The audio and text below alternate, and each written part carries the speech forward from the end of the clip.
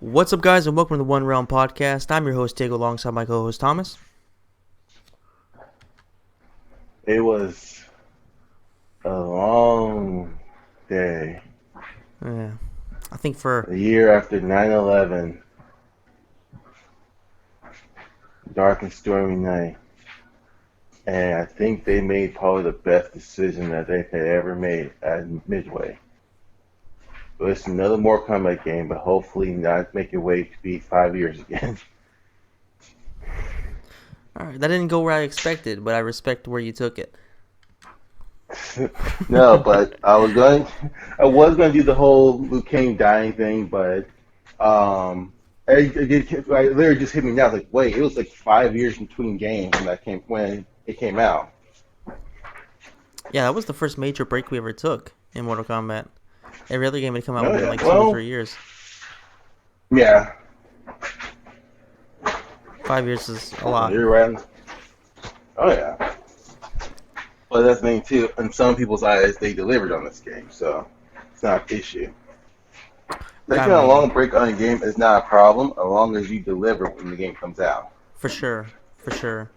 And of course, we'll discuss a lot of those things, what they got right, what they got wrong, later in this review. But I feel like, overall, just to kind of give an idea, I think it's definitely a decent game. I wouldn't say it's great. It's not bad either.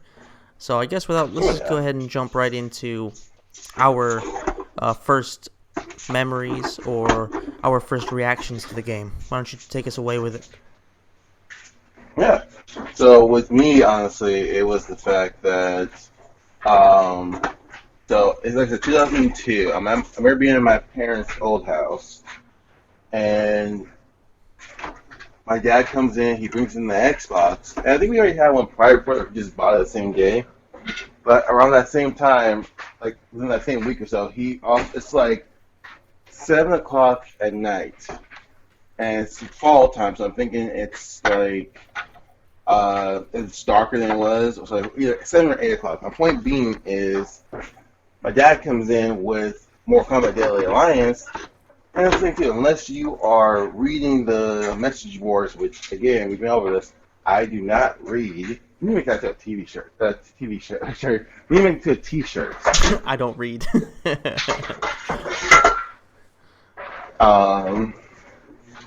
No, so we did that, and no one knows what's going on, and like you just pick up the game and you watch the little cutscene right before it starts, and it's a really good cinematic thing. I remember just watching the movie not that long ago, and you got the picture of Kano, Scorpion, Ponchi. Nothing for me to know these characters by just looking at them. It's like, I really love this. And this game has never hurt me. And instantly, probably about a minute later, it hurt me. But it was literally the first Mortal Kombat game that came out when I was already born, and I was one of the people who got to play like the first day because that's who my dad was. Now I'm gonna say I did, of course, but I remember he bought it and I played it the same day, and everyone in my house was just shocked when they saw Liu Kang die. Well, I mean, yeah, we have a very different first memories of this. I think I think it was in the MK4. It may have been an MK3 video we did. I mentioned the fact that I had a bit of a renaissance with Mortal Kombat with Deception. I don't remember too much about playing Deadly Alliance, but I do remember playing it. Having rented it from Blockbuster. That was kind of a big thing. Was my dad. So were you in Georgia or were you in Italy at that time? No, in Georgia. I moved to Italy in 2005. Okay. And, we used to rent a lot of these games, keep them for a week or two, and then, depending on how they went, of course, keep them a little bit longer, stuff like that. And I remember playing Deadly Alliance a little bit, but if I'm not mistaken, we kind of took it back pretty quickly. And that's kind of my first memory of playing it. Not too much, but after playing Deception, I did eventually get it when I was over here already in Italy, and played through all the Conquest, played through all that stuff with my brother, and yeah, that's I guess you could say like my actual memory of playing it was that. A great game from a lot of different points of view, especially from the amount of story they give you from Conquest and like that, and we'll talk about that later on. But still, you could definitely tell it was their first like full-on 3D game. Very Tekken-esque in a lot of ways, Soul Calibur-esque in some. Of course, it was a bit hit and miss, but it was still, I think, a good game. And they introduced a few things too. They introduced the crypt, and we did get of course, like you said, a great cinematic cutscene to introduce the game, which of course they kind of did in MK4, but it was a lot lower quality, No. and this one was really, Yeah. really good. Well, I would say this as well. First of all, that let's talk the quality of that is night and day. To be honest, right there with you. Absolutely, yeah. But what I'm saying though, not even just that. There's a lot of, because you didn't play as much, you probably don't know this, but there's a lot of content just in there. Not just from mostly from the crypt, of course, but let's see. You had all stuff from the crypt. You had, well, not something you will find. You also had a little segment on there, literally called "The History of Mortal Kombat," and literally takes you year by year of what they were thinking of when they had this game. Just had like a tour of Midway. I think there's one called like the making of Mortal Kombat. They had a really kick-ass theme song. Um, Music video as well. Scorpion on the music video started. Did you know that? No. I think I've seen it before. Yeah. I just recently re-downloaded it because I was playing Deadly Alliance recently again on my phone. Alright, no, I was playing Deadly Alliance on my Xbox, but I re-downloaded that song on my phone. I was about to say, how the hell did you do that? And I was like, I knew as soon as I said, someone's going to be stupid and not understand it. And of course, it's you who's stupid and don't understand it. So, Uncalled for, but no, okay. but no, what I mean though is like, and this is the first strategy guide I ever owned as well with this game because, so like I said, I'm in like first grade, kindergarten or so. In kindergarten, going to first grade, and everyone's convinced by this point that I cannot read. Like, I don't like reading. I never did, but everyone's convinced that I cannot read or something. And my dad knew that that was a lie because of the fact that I would know words like deadly, alliance, katana, not the character katana, but like the actual word katana, like the sword. So you can give me the game manual and the kind of thing of what the book is called. Not the one inside the game, but the one about the game. You mean like a guide? No, it's kind of like a guide, strategy guide. Yeah, I think. Okay, like a walkthrough type The of thing. big thick book that has like talk about each character and stuff like that. Okay. Show you the fatalities and stuff. But yeah, pretty much I would read that cover to cover though. But and that's the thing too. Like I had so much fun with that, and this is kind of where we talked about a lot of stuff that came with it, honestly. But that's like this is like the first game I actually got to play. Like, no, when I was born, it's like I love Mortal Kombat from. Let's literally like I love Mortal Kombat from the get go. Like, oh, you played it when you were 4? Yeah, you don't count it yet. It's like, okay. Oh, you played it with 5 when the game came out? Like, hey, you don't count. Yes, the hell I do. Now, granted, I never beat that game. Mostly because those combos are hard in the Conquest. The Conquest But mode is definitely a challenge. It's definitely not the easiest of things to do. Really does test your patience a lot of times. oh yeah, that's the biggest thing too. Like being a first grader and not knowing how to do the stuff like that. Like I wasn't able to finally do a XXY or so 112 combo until I was in 5th or 7th grade.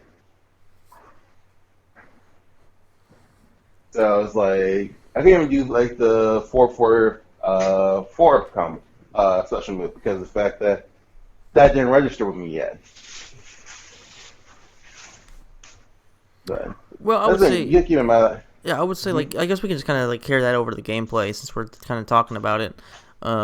Like I Mm, would say, like in your defense, like the timing of it was pretty difficult because it was a very rigid game, and I think all three games in the trilogy in the 3D era, so to speak, were very rigid. It took you had to pretty much have really good timing to get the actual combos to working right to where the conquest mode would read it correctly. And just in general, it wasn't the easiest, most fluid game to play. So, in your defense, it definitely was an easy thing to do. I can imagine a little kid yeah. struggling. But even though that's even as an adult, I still struggle. So recently, anything too. Um, and we can kind of go we'll be all over the place with this because you don't because the gameplay unless you whoever this is the first time they actually made the move list available in game. Oh, that's right. Yeah. So you can hit pause and look at certain combos or special moves and know how to do them. But if you who really wants to spend their time when you're playing with menu, my brother, so still doesn't count. But Yeah. If anything, for like fatality or something like that, just when you try to memorize them. the thing that wasn't an option though. Yeah. Fatalities weren't available on the move list until 9. 9, right? 9 MKX and of course But 11. I kind of liked it more when they weren't on there. yeah, well, it started with 9. You said what? No, I said I kind of liked it more when they weren't on the moves list on the in the pause menu. You had to memorize it. It was a bit more complicated. There wasn't this constant pausing at the end of matches, stuff like that. If you're playing with somebody in the same house, it makes life easier, sure, but it doesn't necessarily make Uh, it better. I don't mind it. Yeah.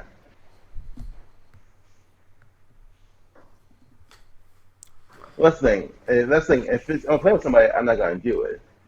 But that's why when you play with people, you play with the same character you know. So that's what makes the game all. We're gonna get to that when we get to 9 again. Yeah.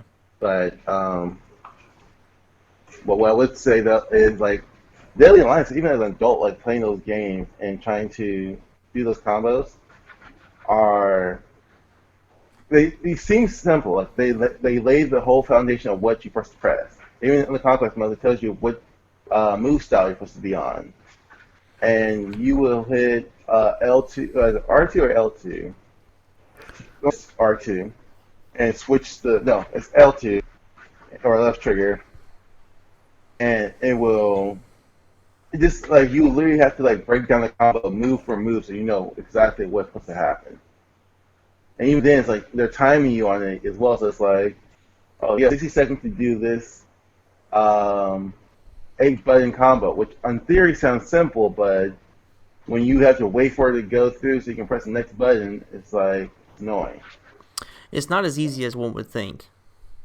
Like, just on Yeah. paper, it doesn't look like it's difficult, but there's a lot of nuances to it that you really do have to work a lot on. Like, even in combos and specific things, like if you're doing the extended tutorial on, say, MK11, a lot of it gets pretty difficult, but there's nothing that compares to Deadly Alliance's Conquest mode, except for maybe the challenges in the combo challenges in MK versus DC, but that's a story for a different day. I would definitely say that the Conquest was a pretty difficult one to do. Yeah. Well, the thing too, I will give them props for this for not just doing like a little quote unquote practice mode, which I've never been a fan of actually. Which don't get me wrong, I'm not gonna say that's a bad thing, but it's like my friend will benefit a lot more from the training labs than I will ever. Yeah, I don't spend any time in the training lab, like literally zero. Unless I'm doing the tutorials for like an achievement or something like that. Same. I don't care. I'll learn as I play. I mean, even with MK11 when they did a full tutorial, which was nice. The only reason why I was doing it because you can get Shao Kahn as a voice announcer. Here's the kicker with that: I still haven't beat it, so Yeah, I just beat it like 5 days ago. yeah, I still haven't finished it. I gotta tell you, I gotta go back and see what actually I have to do left on it. But it's one of those things. So it's some like it teaches you a lot. Don't get me wrong, but it's like I'm not gonna spend a lot of time with doing this in the first place. Yeah, especially because So a lot of before it that, it is. was literally just the. Yeah, go ahead. Sorry. Yeah. I was saying just. I was saying before that, it was literally just practice mode, and you just press buttons to see what it does, really. But Conquest opened up the door for the fact that you can pick the character you want. You learn some backstory, but if you're like me as a kid, I'm reading that, so go on and just keep pressing buttons, and then when you can't do that, get your big brother or mom to do it because you can't. Hello. Okay, you dropped for a second. But I can honestly say that that's one of the games I've never beaten.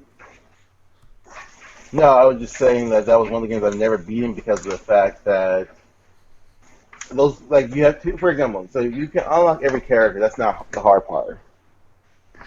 And the conquest mode, the training lab, it's really easy to press those buttons, but when you have to do it against a live computer, and it's like everyone talk about how Jaden's, I think New was like the hardest people to fight in the trilogy era. Fighting anyone, any computer on the 3D era was impossible almost. Yeah, I remember like playing because it wasn't too long ago that I actually played through it. Because I bought it. I bought it again a few years ago. Like, not a few. Hmm. It's more like 6 or 7. But once I bought it, of course, I played through everything again. And yeah, like at that point, MK9 had already been out. MKX came out what year? 2014? 15. 15. So yeah, all right, we're talking about 15. yeah. It was like between MK9 and MKX, and it's night and day. Sorry, not light and day. It's night and day. The difference between playing against the computer and the new games and playing in the 3D era. I don't know if it's a matter of how clunky the game was, and the fact that because it was so clunky, the speed at which the AI could do things and read what you're gonna do was so much more noticeable. But it was definitely a lot harder. Well, I will put it like this as well, and think of it like this from here, the point of view.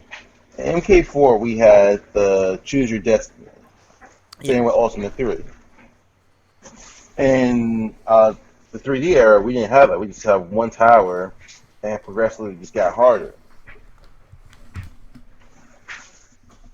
And unlike Deception, with Counterpart, you didn't get no cheap ways in the fight mid-game in Galley Life. Like, you literally had to, like, if you're going to win this fight, you have to, like, push yourself through with the entire game.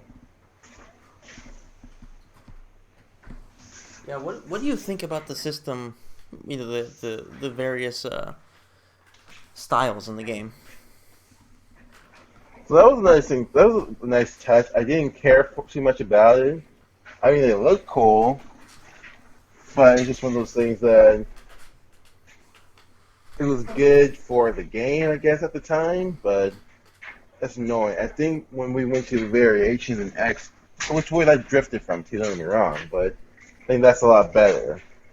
Versus having to know, like, oh yeah, turns like almost rock paper scissors, like saying, all right, this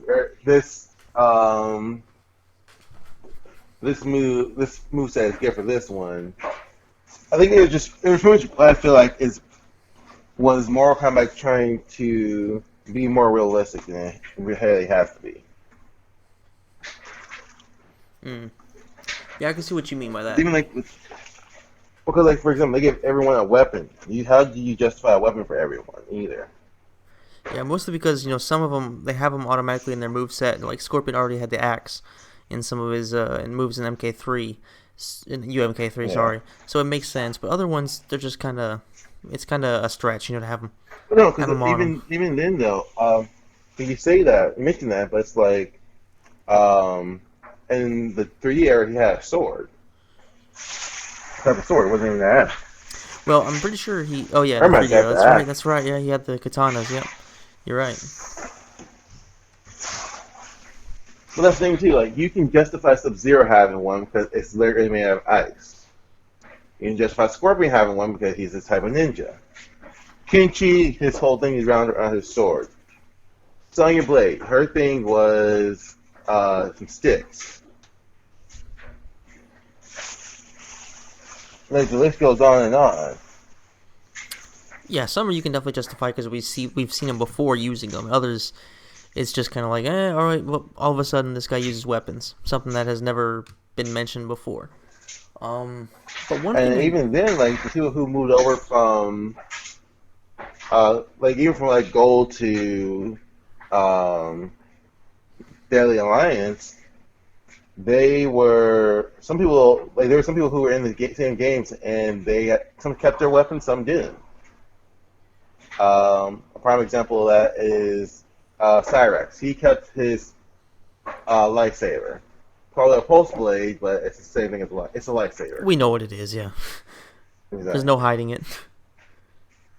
Um, and then you had Quan Chi who had mace, and they gave him the broadswords, which is like twin blade or so. But it's like okay, I can kind of justify it, but no, you really can't because you think someone from hell would have something like a mace almost. So, and like I said, it just changed things as well. I'm not saying that we had to keep it that way, but it's like some people don't need it because Sonya, Jack is a prime example. He doesn't really need weapons. He is a weapon. He literally has fucking bionic arms. Well, that's the thing. Before that, he was the world's strongest man. Yeah, so he was So already he's strong as Earth's shit. strongest man, and now he has metal arms. Well, yeah, So you I don't can kind know. of see why kind of. That was them just kind of like trying to do something, and it kind of works from a gameplay point of view, but in a lot of other ways it just doesn't make sense. Oh yeah. Like I get what they were aiming for, but it's just like some people didn't need it because and then you can't say that. Well, everyone had a weapon because Blaze and Mocap didn't have a weapon. Oh, that's right. Yeah. Well, I mean, Blaze makes sense. Yeah. Mocap Mocap probably should makes have. more sense than Blaze. Yeah.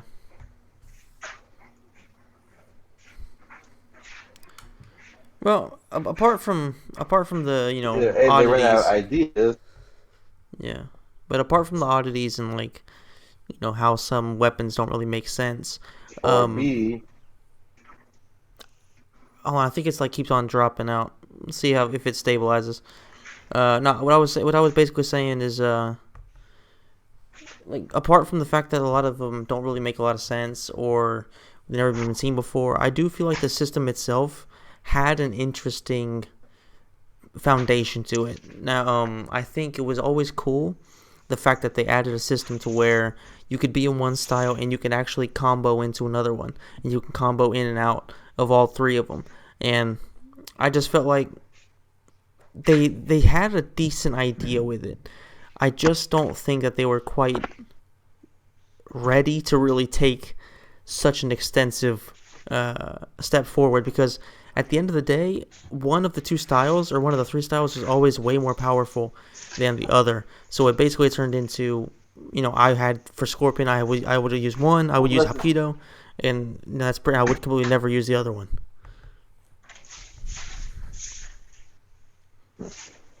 another thing too. So for me, it was literally I used the first one for the weapon.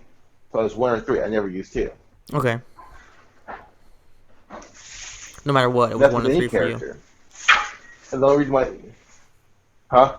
I said no matter what, it would be one to three for you. Exactly. Now, granted, if I'm playing against the AI in a mirror match, and I see them do something cool with two, I'm like, oh, I want to switch to that one because that looks something I can do real quick. I'm like, no, no, like, don't do what you know you can't do. But um,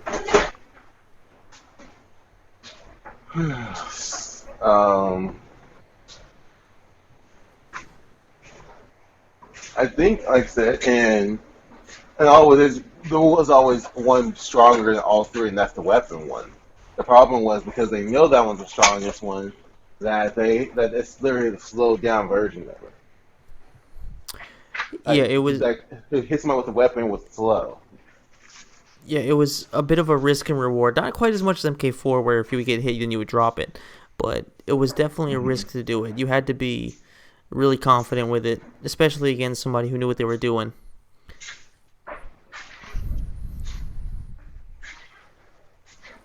The best way to get to the weapon and use it would be if you combo into it. So let's say you start with one, you combo into two, and then you combo into three. Then you already have the weapon now, and you can just keep going from there. Oh yeah, the only thing is that that's way easier said than done. Oh yeah, no, that's what I said. That's what I said before as well. Like I've never played with someone face to face on any of the 3D era games who can actually hit a combo like that. Like string the combo from one to three. Like it's always hit the three hit combo you can get and go from there.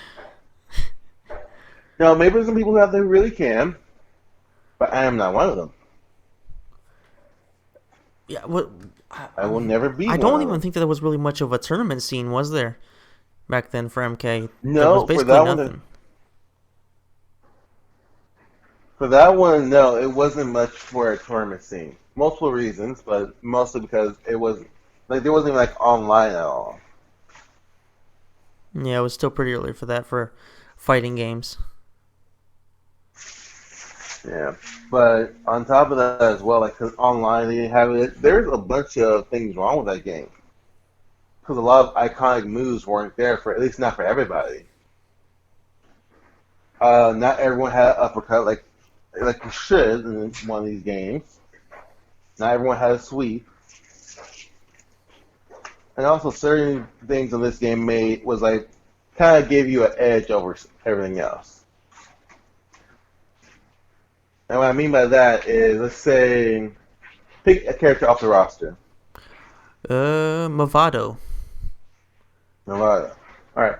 So Nevada has hook swords, and there's honestly the only thing I would say about him is that you can do his throw in any of his one through three. Now let's say someone like Sing Sung.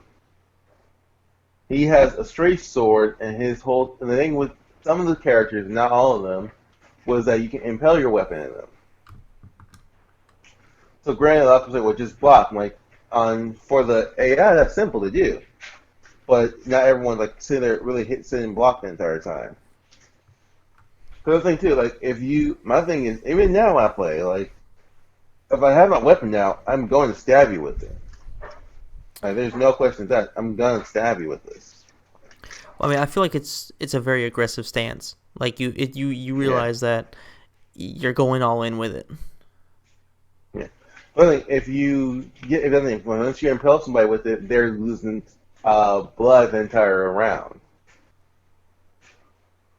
So it was an aggressive and OP stance, but it's one of those things that you kind of see. Well, that's why it's kind of hard to put that in there. They took you out the next game for everybody,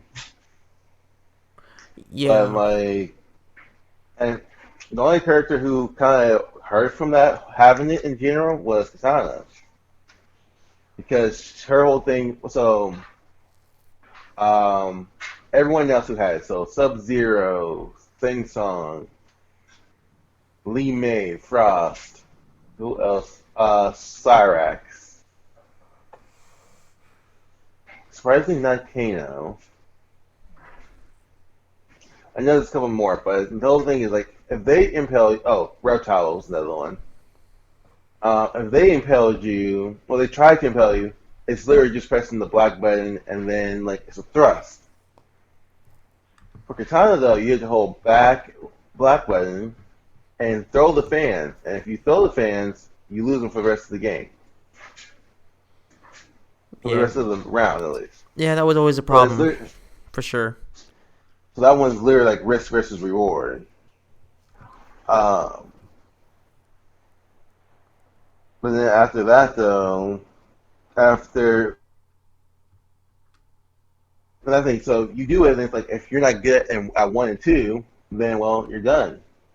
But also another thing coming keeping in mind too is with her as well. This kind of go around with everyone as well. But for example, um, everyone was like a watered down version of them of the regular cell. Yeah, they took away a lot of stuff, A and lot of stuff. Not even yeah, like I said, the basic moves, but they took away a lot of special moves. yeah, and I always feel like with a lot of with you know, it's never a good idea to take away special moves. And I guess in a game like MKX or 11, where there's different variations, you can technically do that, like remove it from specific character variations, something like that, or you can apply them if you want with your custom characters. But No, I fully will say removing them is this though. terrible. Yeah, well, I mean by that, what I was saying too, like MKX did in variations. So like, all right, if you don't get in this variation, you get in this other one. Maybe you get in two, you get in the one. But um, and sometimes it's worth it though because and they make it worth it though. So for example, Liu Kang in MKX, in two of his variations, he had the bicycle kick. But in Flame Fist, he had the windmill punch, which wasn't bad. That actually looked cooler. I liked it a lot more for Liu Kang. But the other thing too, like he even gives up a buff in that one. Something you can't do in the other two. So like, all right, yeah, it's worth it. Losing the bicycle kick for a buff and something that looks a lot cooler, in my eyes at least. Yeah, I guess it just kind of depends on the context and some respects. But in general, I think always taking out classic moves is never a good thing. Like it's one thing if you take away like Scorpion's trip, where he does a slide trip thing. If you take that Yeah. away, then I can kind of give it a pass. But if you take away his spear, if you take away his teleport, that's just kind of bullshit. Liu Kang, if you take away his bicycle kick, if you take away his fly kick, I think that's bullshit. Sub Zero, same thing. Like Well, the that's the thing too. So that's like in MK11, for example, they took away Sub Zero's ice pump as a whole. yeah, and I hate that.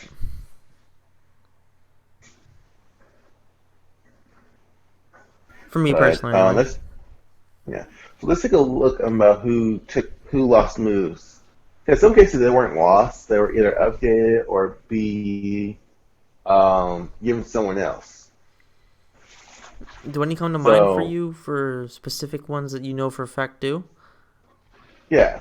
So like I said, either A or I think part one thing I want to mention as well. Like, I think because this was 2002, my first time working with this engine. They used the same engine for the next 4 years, but I think by that point they actually had it all figured out. But what I mean though is so Katana, Sonya both lost like the square weight, which I didn't miss anyway. And they did from the trade it was Katana got a thing called Pretty Kick, which was just two kicks in the air, and Sonya got like the Flying Dragon Kick from Yeah. they gave that to Liu Kang from Liu Kang. Same with Kung Lao. He got like a spin windmill kick and a flying windmill kick, but um, and lost his dive kick. But the only one I've seen in a situation where they lost it and went to someone else instead, was Sub Zero and Frost, where Sub Zero would no longer do the slide, but Frost did. That's right. Yeah, yeah. That one, that's a slight pass, but very, very slight. Um, I could see why they would do that, but at the same time, classic is classic. If he's always done it, he needs to be able to do it, no matter what game it is. Hmm. And that's the thing too. I get it, but then they gave him his ice clone. They gave him his freeze ball, and they even gave him a kick-ass throw. I think so. It was like some characters, like they gave him enough to compensate. But so like he got like a little slide. He has a instead of doing his little like slide move, I guess they you can say like they did for his throw, where he literally steps on you and rides you like a snowboard and get off. I do remember that. Yeah, it was always pretty cool too. Yeah. It was kind of Yeah, dumb, but at the same time, I'd like to see it make a comeback. exactly. But no, then so like Sing Song, one of his whole thing was he's a shapeshifter. I'm actually can't remember if he did in Armageddon at least, but some people literally only had two moves, unfortunately. But it's like you would have two, three, you max out maybe at four in the Deadly Alliance special moves. Yeah, Shang Tsung was always a difficult one because, like you said, so much of them is based on stealing moves from other people. And of Yeah. course, in the 3D era, there was no way in hell they could have him, Morph into. I mean, I transform into think. somebody else. Well, the thing is too, like, do you time it? Do you give him like? Because I never played with Sing Song growing up, so it's like, well, before that, so it's like, do you put on a timer where you switch out like you do in MK11? Do you make a button for each character he turns into? Which I'm pretty sure that's still a thing they do now. But it's like they were not gonna do that. No, it just wasn't really an option. It would take a loading screen and everything. Now, speaking of loading screens, though, so one thing I would definitely say is the concept art they had on those loading screens were just great. Yeah, especially if you think about like, well, I guess right now, like in the recent games, loading screens are pretty short, so don't really need them. Yeah. But if you compare them, like, Even then, like they weren't that. Not for them. Well, if your game wasn't scratched up, they were pretty short. yeah, and If your that's game was that's something I fine, do miss about that era of games in general. Like I remember, I to this day pretty often play SmackDown vs. Raw like 2006 with my brother, and the loading screens and those were always pretty good too. They always had this picture of the wrestlers, and just loading screens in general were an art back then. That was a good place for them to show off some of the renders and other artwork they had in the game. And I always thought that was a nice little touch to it to Deadly Alliance. well, that's the thing too. They would do that, and some would like tell a story, for example. But it was also just really cool to just see like the art team on that. It's like, man, I wish we. Literally, the next game we will get like a cinematic where you walk around. Like, man, I wish we had had that right now because I want to see these areas, these places. Yeah, I mean, if you have great Um, artwork, show it off. You know what I mean? hmm I think we've all been kind of dying to have a legit source for artwork and things like that. That's not the crypt for for an upcoming MK game. Seems like what people want the most are soundtracks and like legit artwork. I don't know because sometimes the problem with artwork sometimes is you see like concept art for characters and you look at it, it's like, why didn't they do this instead? I could see that, but a lot of that is personal preference and stuff like that. Oh yeah, I agree, but it's just like I was looking at some concept art for 11, and I'm just like, why didn't you get this costume for this person instead? Yeah. And if it's all based off preference, but I'm just saying in general, like one thing is you have it, go ahead and show it off, like how we did in the crypt this year, this back in 11. You like that, but I wish, and this, I think we've talked about this before, but I wish the crypt was more like, was like how 11 is, but also with the flair of Shaolin monks. So like you are fighting for something, you are earning something in the crypt, not just walking around, because that gets boring really fast. Yeah, I'm It hoping did that. get boring really fast. Yeah, absolutely. I'm still like trying to get everything right. I'm hoping to get to Shang Tsung's throne room here soon. I'm trying to get all the achievements. I'm like 8 or 9 away. Um, I think offline wise, I'm only missing like the victorious and the intros and the victory poses and the 250 towers and like the hanging bodies. I only have a few left, so I'm pretty close to that. But one thing I will say, and this I guess we'll kind of talk about that some other time in more detail. Hopefully in the next gen consoles, they can actually do that. It's where they have a game inside a game, like you said, like a Shaolin Monks, even like if it's not massive, but have like a style, something like that for the crypt. But I will say that Deadly Alliance's crypt, I think, was one of the better ones. I don't know if it was necessarily the best one, but they had stuff like cooking with Scorpion, and there was just so much stuff you could unlock in it. Actually, really, really good stuff. So I feel like this was actually, yes, the first, but also one of the best. I would say, and this we'll get more detail in the next game, but I really believe Deception's Crypt was a lot better.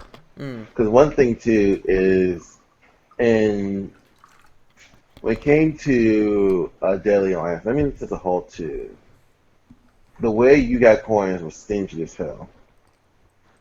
Like it was that's for literally the damn sure, yeah. crypt, not the crypt. It was literally conquest or um, Or Towers, right? arcade mode. Yeah. So I was just trying to think. I got blacked out for a second, but it was either conquest or arcade mode. And on paper, that's not a bad problem. Like that's literally where you get all your coins at in general. Here's the issue: when you when you have certain characters that need a high amount of coins, and those coins are um, not I wouldn't say around, but not easy to come through, it's really annoying. And a prime example of that, I believe, is Cyrax, and you need Onyx coins or Natara. You need Onyx coins or Platinum coins, and the only way you get that is off of Test Your Might or Test Your Sight. Yeah, which was always just, not too fun to do. Yeah. Well, it wasn't like it wasn't too fun to do. It's just like I got asked that on. I was like, I don't have a problem with doing it because like all you do is follow your eye or just button mash and hit right trigger. But after that being said and done, though, it's like first of all, it's not like and it's not like after each match you got a test your mind, test your sight. It's like after every three, after every three wins, you get to do it. Yeah, so it just took forever. It was a grind. Exactly. So you have only you can get certain characters where if you play arcade. Yeah, what I meant by it was more like, I felt like the content of it was good of the crypt. Of course, the currency is broken. But I think, yeah, we'll discuss this more in Deception. But I feel like Deception's crypt, the best thing about it was the sheer amount of unlockables, as in like bios and stuff like that. I always really really liked that Well, stuff. it's the same thing at Daily Alliance too. But were there No, the ones that the interactive ones with like, with so them talking about? I don't recall them being in there. yeah. So this is what I'm talking about. So yes, and Deception they had. So I'm just gonna say this. In Daily Alliance, the things you could unlock were um, alternate costumes, unlockable characters, bios for each character. Each character had two bios, and I believe other than content, and that's like picture of the staff, sketches. That's all. But like, what you're talking about, I know what you're talking about now. Yes, they have combat cards for characters where you could literally, it will tell you the history of that character. Hmm. Not like a whole like story of where they've been at or what they do. It's like literally how this character came to be. With talking about the interviewing Ed Boon, John Vogel, and Okay. others. Yeah, I didn't remember them being in Deadly Alliance. No, no, they weren't. I thought you were Okay. Oh, talking okay, about okay, just okay. bios in general. No, no, I meant the video ones and all that stuff. Yeah, I really, really like the video ones. Yeah. So, but Another yeah, thing I like is go ahead. another Sorry. thing. A couple more things I liked as well. One being like after you win, after you defeat Sing Song and Quan Chi at the end of it, which we'll get into details on the story shortly. But like not each character, four characters had a kata which is just for those who don't know, is uh, character pretty much a form of like a showing of moves. And what I mean by that would be so it's like shadow boxing, and you're just practicing all your moves. Mm-hmm. So characters who had that, I know for sure, were Katana, Thrust, Kinchi, and I want to say Scorpion. There's only four.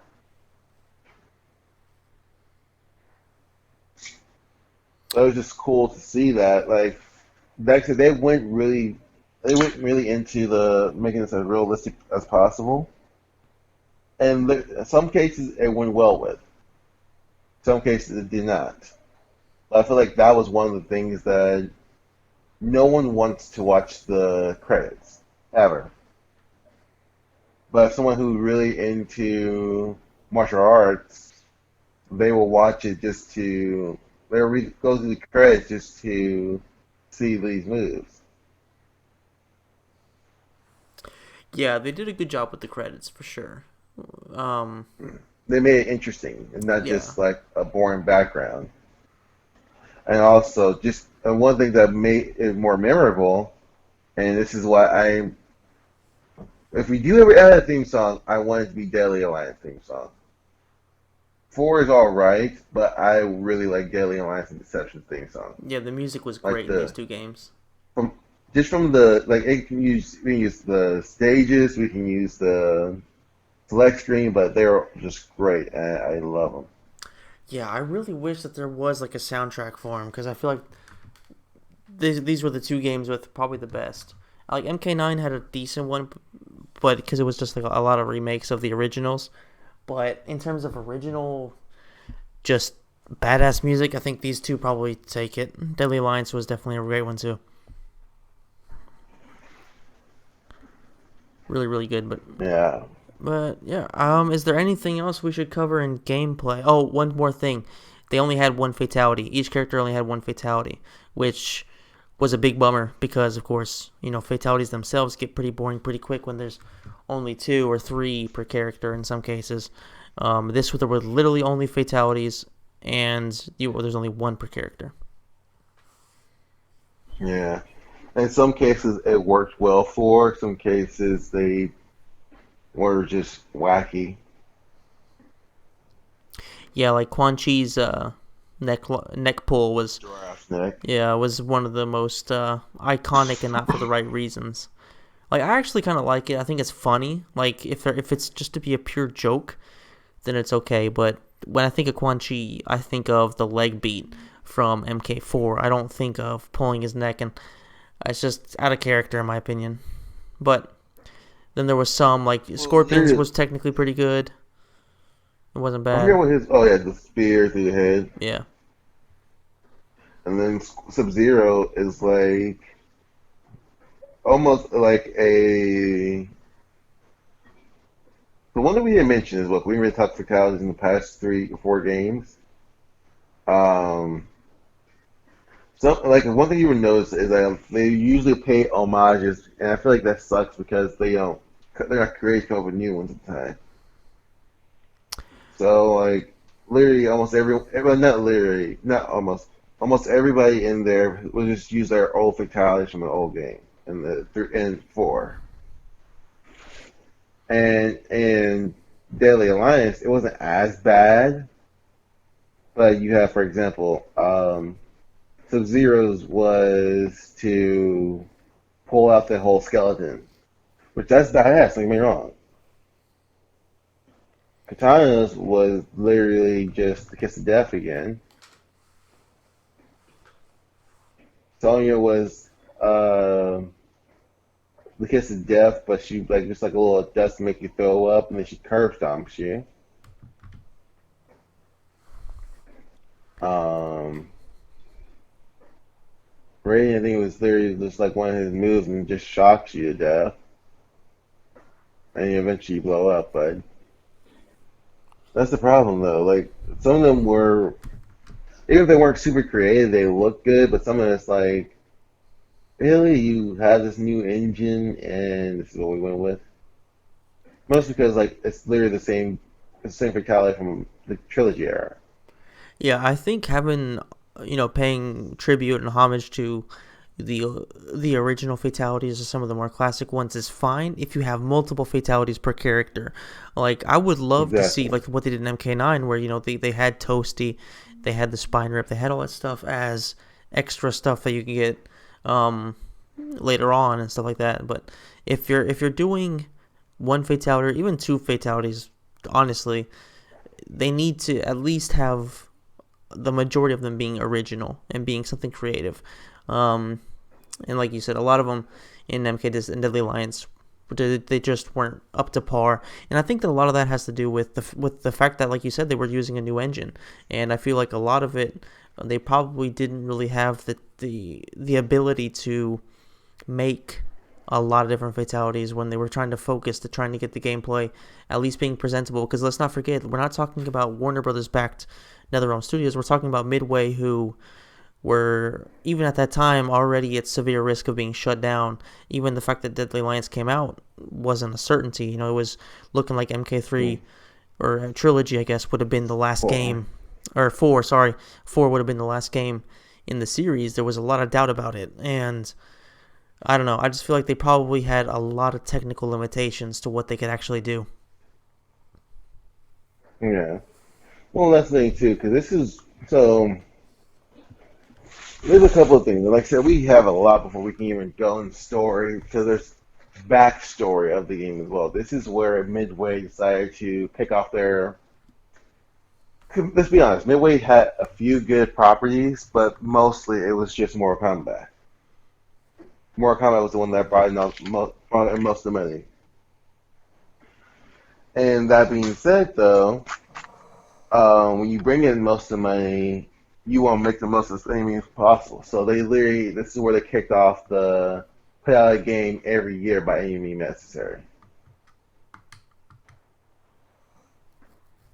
Yeah, I never liked that structure. Like even to this day, of course, that's a huge issue in gaming right now. But I think that when you do that structure like that, it's not really maintainable. You aren't going to be able to put out a good game if you're not really giving yourself the time to develop and improve it. Which is why, in a lot of Yeah, respects, they were pretty much the same game each time.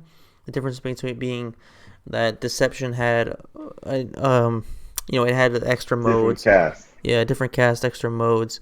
Deadly Alliance was definitely a basic version of it, whereas Armageddon was a complete disaster in terms of the fact that had so many characters on there that almost all of them had. You had no time to be creative with anyone. Yeah, they all felt the same or very similar to a lot of different characters in it. And the prime example of this would be this.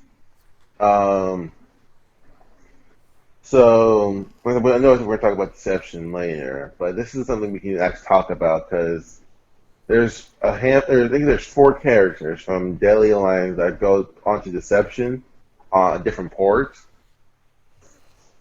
and it's an unchained port of deception where you have to add the characters Shao Kahn, Goro, Katana, Jax, which I'm not sure why I even added Jax. That was weird for me.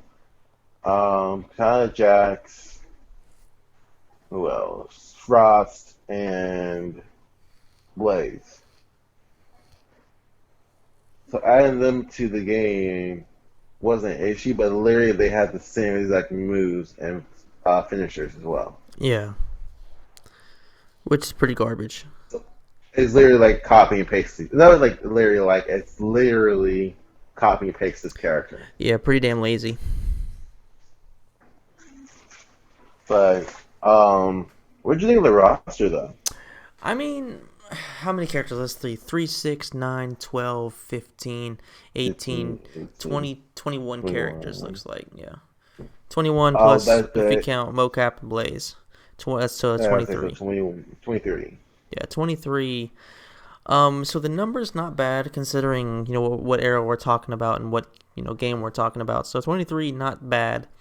Um, I guess Suhao, let's see, who are the new characters? Suhao, Draman, Nitara, Movado, Movado. Kenshi, Boraicho, Lee Mei, and that's it. Oh, and Frost.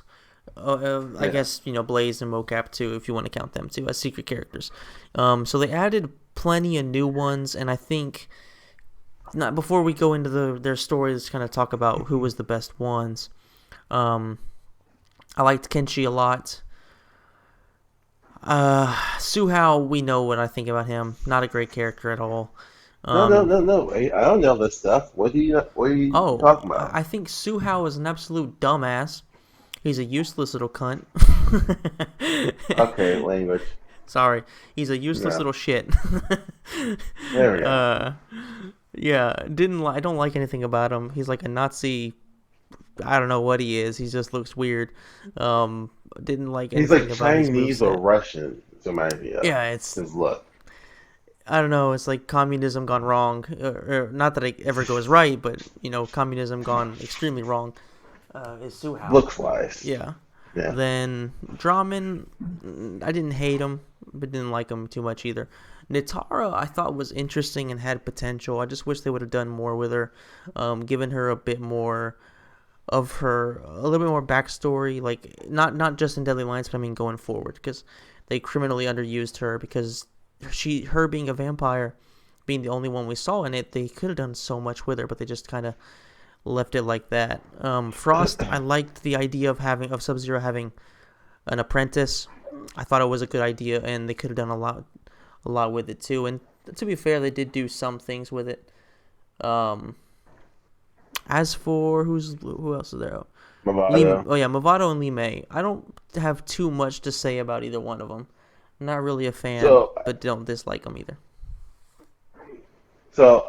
on that same boat on that. So Frost, I agree with you hands down. The tar is same as well. Drama, literally, because this is not going off story. This is like based off looks. That's what I did at the time. Just because of his look, and like, there was nothing there for me. I saw him the first time. Suhao was the same exact way. My brother loved Movado. He does look reminding of someone from the Matrix. So Yeah, I could based see off that. of looks, yeah. Kimchi, well, this is literally the first blind person we ever seen. So I guess that was the thing too. And honestly, before it was confirmed that, well, other than the name, I thought that was Melina as Lee May because she has literally the size and everything. And she had a small projectile, which being not saying that this is what I knew, but I'm saying being the 3D era, like I said, oh, we couldn't find a way to do the size blast somehow.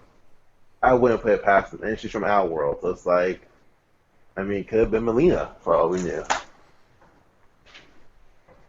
Yeah, I could see that. I could definitely see that. Maybe she went under plastic surgery and a little Nick Tuck, Maybe she looks or a a bit lot of better. Nick Yeah. Tuck. I don't know. Shang Tsung worked some magic, Yeah, trickery. Russian Naka. But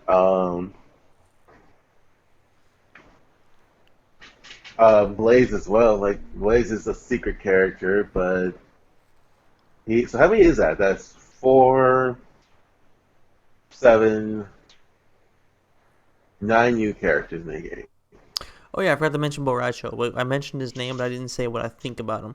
I think Oh yeah, Boracho is cool because he's Joe. a mentor to so many different characters, um, and he actually does have an interesting backstory because, of course, he's from Outworld, so he can't participate in the tournaments, but he consistently trains people from Earthrealm, so he clearly aligns himself with the quote unquote good guys, but he can't actually actively participate. So I think he's a cool character in that sense because a lot of times, certain characters do things that don't make sense, but they did a good job of, showing why he can't participate.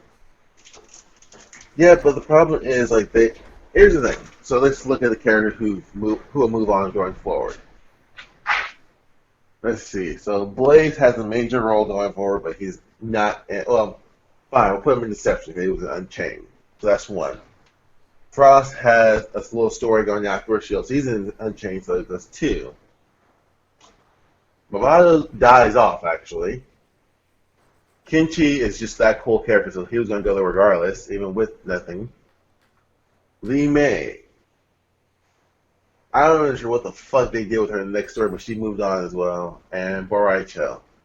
Somehow he moved on going forward as well. which I can kind of think is like not based off a story. Yeah, he's great, but when you look at Boracho as a character and what they did with him fatality wise and moveset wise, it's a joke.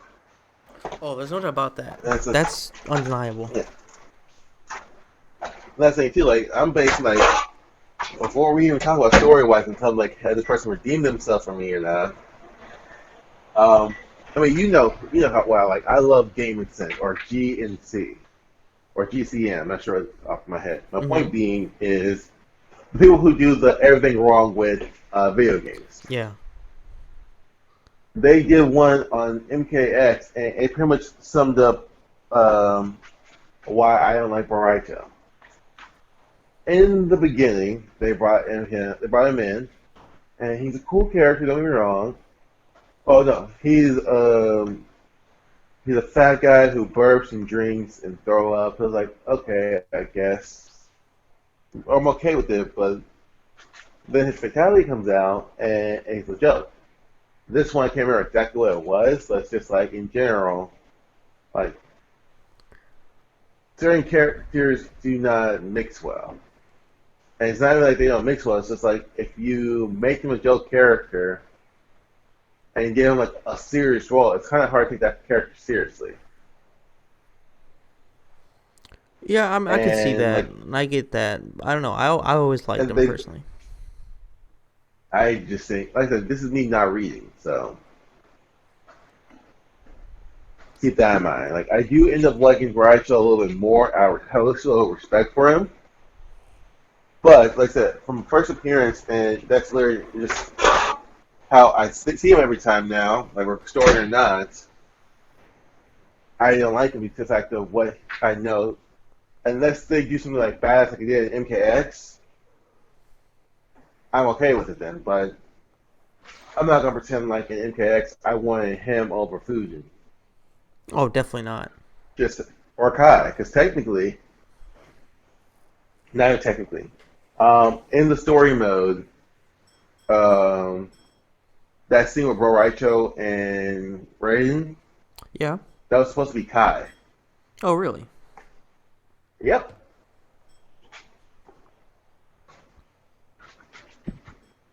So so Boraito took two spots in one game. Took the spots from Fujin from being in the game, and he took from being like playable in the game, and he took the spot from Kai from even being a cameo in the game. Damn. I mean, that's a pretty baller move, though. You got to give it to him. No, it said boom, being stupid again. But Yeah. oh well. Fair enough. You know what Baracho? Okay. You know what Borracho means, though, right?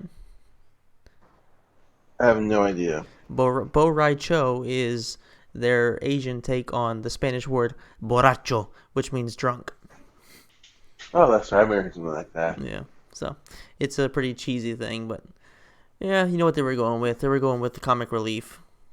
They saw John Cage was relatively popular, so they figured let's just go with the drunken warrior, kind of playing off of the Jackie Chan movie. But yeah, I guess I don't know. I like him for what he is. I understand he's a supreme joke. He's ridiculous, and I still love him the same personally.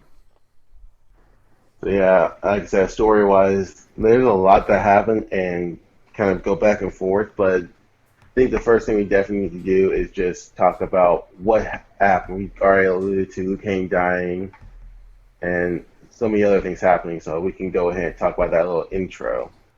So you want to read that, or should I? If you have it already pulled up, then go ahead, because all I have right now is the regular intro, the game story. Yeah. That's what I'm talking about. That's what I'm Okay, talking about. yeah, if you Yeah. want, I'll read it. All right. Alright. Mortal Kombat has always been and always will be.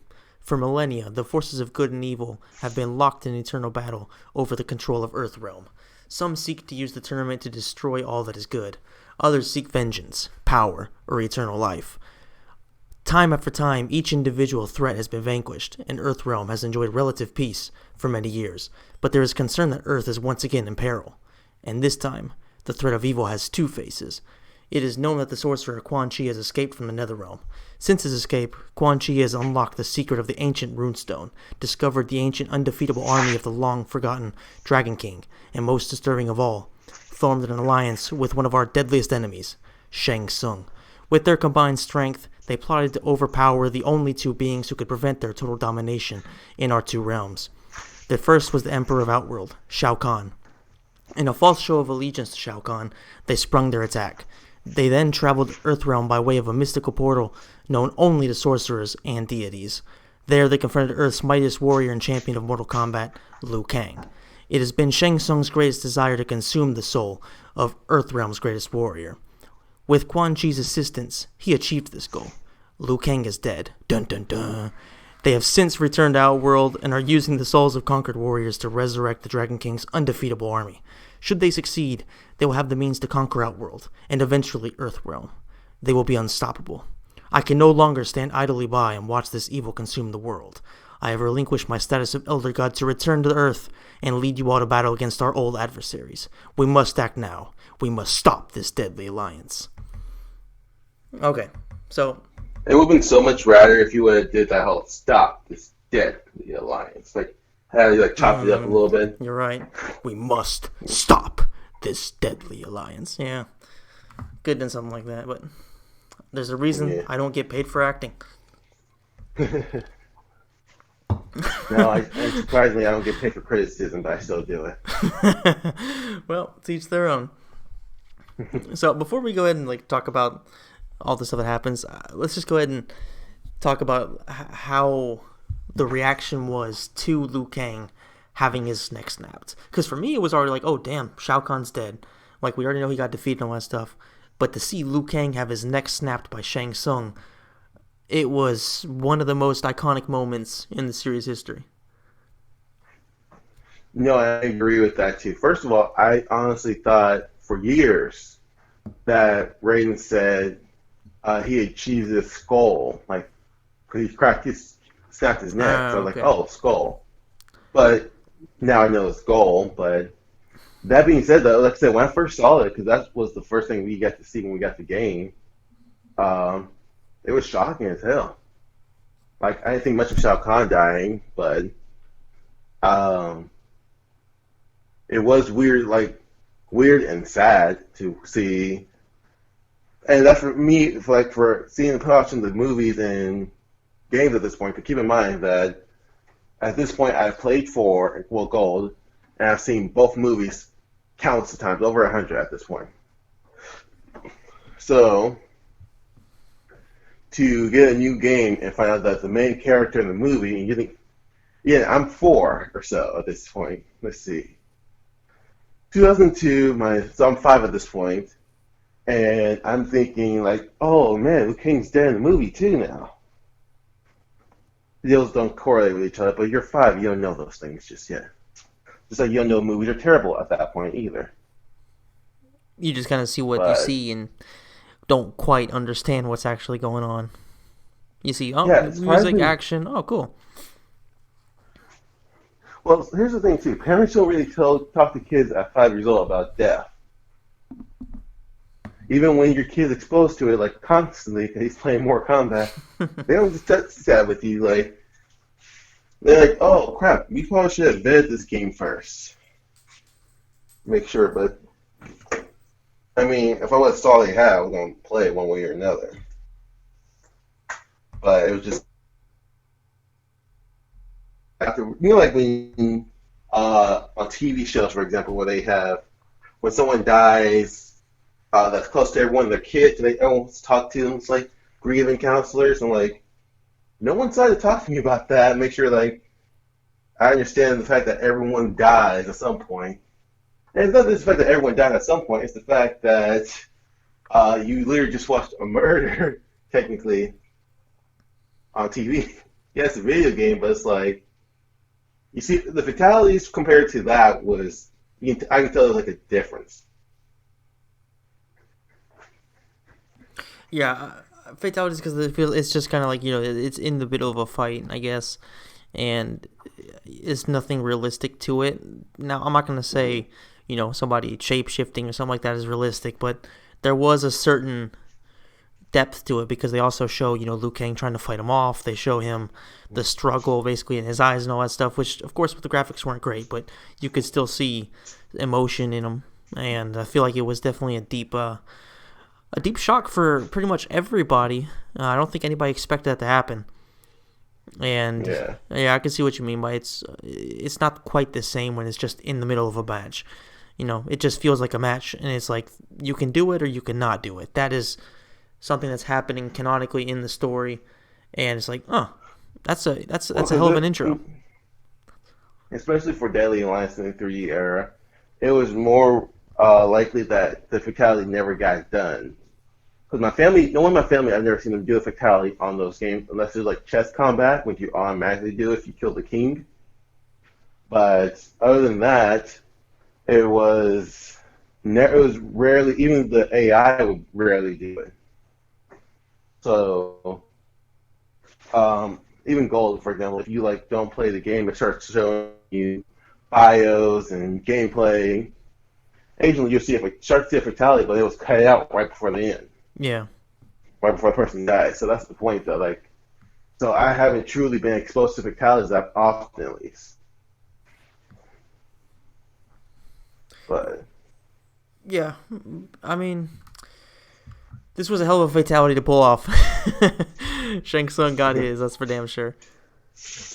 yeah, Um, yeah, like I feel like that really is actually one of the best moments in not just in Mortal Kombat but in gaming in general. It's because I feel like Shang Tsung, because of that, took a huge step forward. Not just in terms of being somebody who actually killed somebody, but first of all, he was more credible because up until that point, he pretty much did nothing but fail every time we saw him doing something on the screen. He essentially, avenged the biggest defeat of his entire life. He did what he was trying to do. That was his number one thing. That's what they say in the. That's what they say in literally the bio. And of course, I feel like Liu Kang actually, despite dying, he did kind of take a step in the right direction because all of a sudden he went from being the perfect, unstoppable, destined to win everything, infallible. Just literally nothing there could be nothing wrong done by Liu Kang, and all of a sudden he's dead. And people were thinking, is he going to come back? Is that true? What's going to happen? What happens next, of course, is he kind of divides people. But in this particular yeah. moment, when this happens, But we'll talk. it was an amazing moment. Oh yeah, I'm not gonna lie. I still expect to see him in the game somewhere, like a ghost, a zombie, something in Deadly Alliance, but it never came to be. Which was a good thing, in my opinion.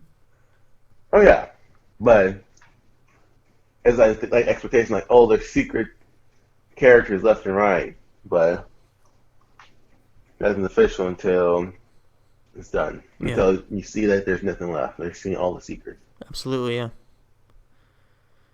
yeah. I feel like something about a lot of times they make mistakes, and not just NetherRealm, but they definitely have their fair share of the blame with this. They've done this plenty of times, but in all media in general is when they kill somebody off or something very drastic happens to somebody, a lot of times they retcon it because it's either too hard to deal with it or they're afraid of somebody or I guess Backlash. yeah they're afraid of a backlash. They're afraid of actually developing something without it and having to go through that backlash to get to something that's from a storytelling point of view better. That's one of the things that made Game of Thrones so good. Of course, not just the series but the books. Is there was zero fear of killing off the most important characters or what seemed to be the most important characters at the time. When Ned Stark Yeah. dies, that's a shocking moment. Liu Kang dies, that's a shocking moment. I think two good examples. One, South Park did like a little parody off of Game of Thrones, Okay. and it was hilarious. It's stupid. It's about the console wars, pretty much. Okay. Of the, but what ended up happening was, Randy takes over after I think it's Jon Snow. I never seen Game of Thrones itself. My point being is, Randy takes over what is the Watch, Mm-hmm. and I don't know why he killed somebody. Like he shot someone with arrow. I think that's might be a reference to the show, but the whole point is he said, "I'm tired. Everyone really liked him. I'm tired of getting to know these people, learn their backstories, and then them dying." But that's the thing though. Like I realize that's what's one thing a lot of people have like talking about. Like main characters that you would love will die in Game of Thrones. But It's almost like in Game of Thrones, it's better to not like somebody because if you do like them, then they're probably gonna die. And I think that's always something that's good in all media, like in Gears of War, for example. I think it was Gears 3 where Dom dies. That's a whole big scene, and you can say whatever you want about Gears of War. I know that there's people that kind of shit on it a little bit, but from a narrative point of view, it's one of the best games when it comes to third-person shooters. So we're not comparing it to, say, I don't know, The Witcher and stuff like that. We're comparing it to its genre. And that moment right there, when Dom dies, it's a big moment. Everything gets more intense, more not realistic, but more. The stakes are higher if good people, hmm good characters can actually die, if they can actually fail. And we're not just talking about like side guys. We're not talking about, I don't know, make an Avengers reference. We're not talking about somebody like Hawkeye. We're talking about Tony Stark, in this case Liu Kang, the big characters. There has to be stakes for them too. If you want to have a story that's going to be believable, if you want to have a story that's going to have an actual impact, and this particular case, Midway did an excellent job. yeah. And one thing as well, I would put on on that same note. Um, so I was in another cast Discord last night, and there's a section called Lore, and people ask questions and have really good conversations there. Don't get me wrong. But there's one of the conversations, like, I'm not sure how it got started. It went from all over the place. From like redoing certain characters for the better. Okay. So, like, I know me, you had that talk about if we could change like a certain moment of Mortal Kombat time, new or old era, what would be the domino effect after that? That's something we brought up in there. But the other thing was like just rewriting characters for the better, and that was like redoing Cassie and Jackie.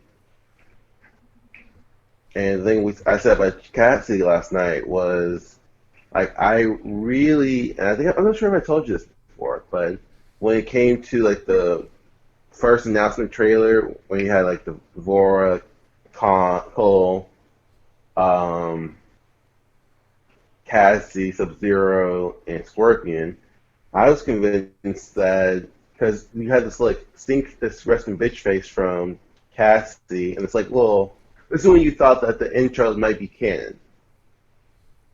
And I was thinking like, oh, maybe Devore. The reason why Cassie has some problems with Devore is because Devore killed Johnny and Sonya. Because for some reason everyone was convinced that Sonya and Johnny can't be in there because you can't have your parents killing their daughter. And I'm like, well, I thought the same thing, don't get me wrong. But then you go back and think about it, it's like, well, Sindel killed Katana most on the game.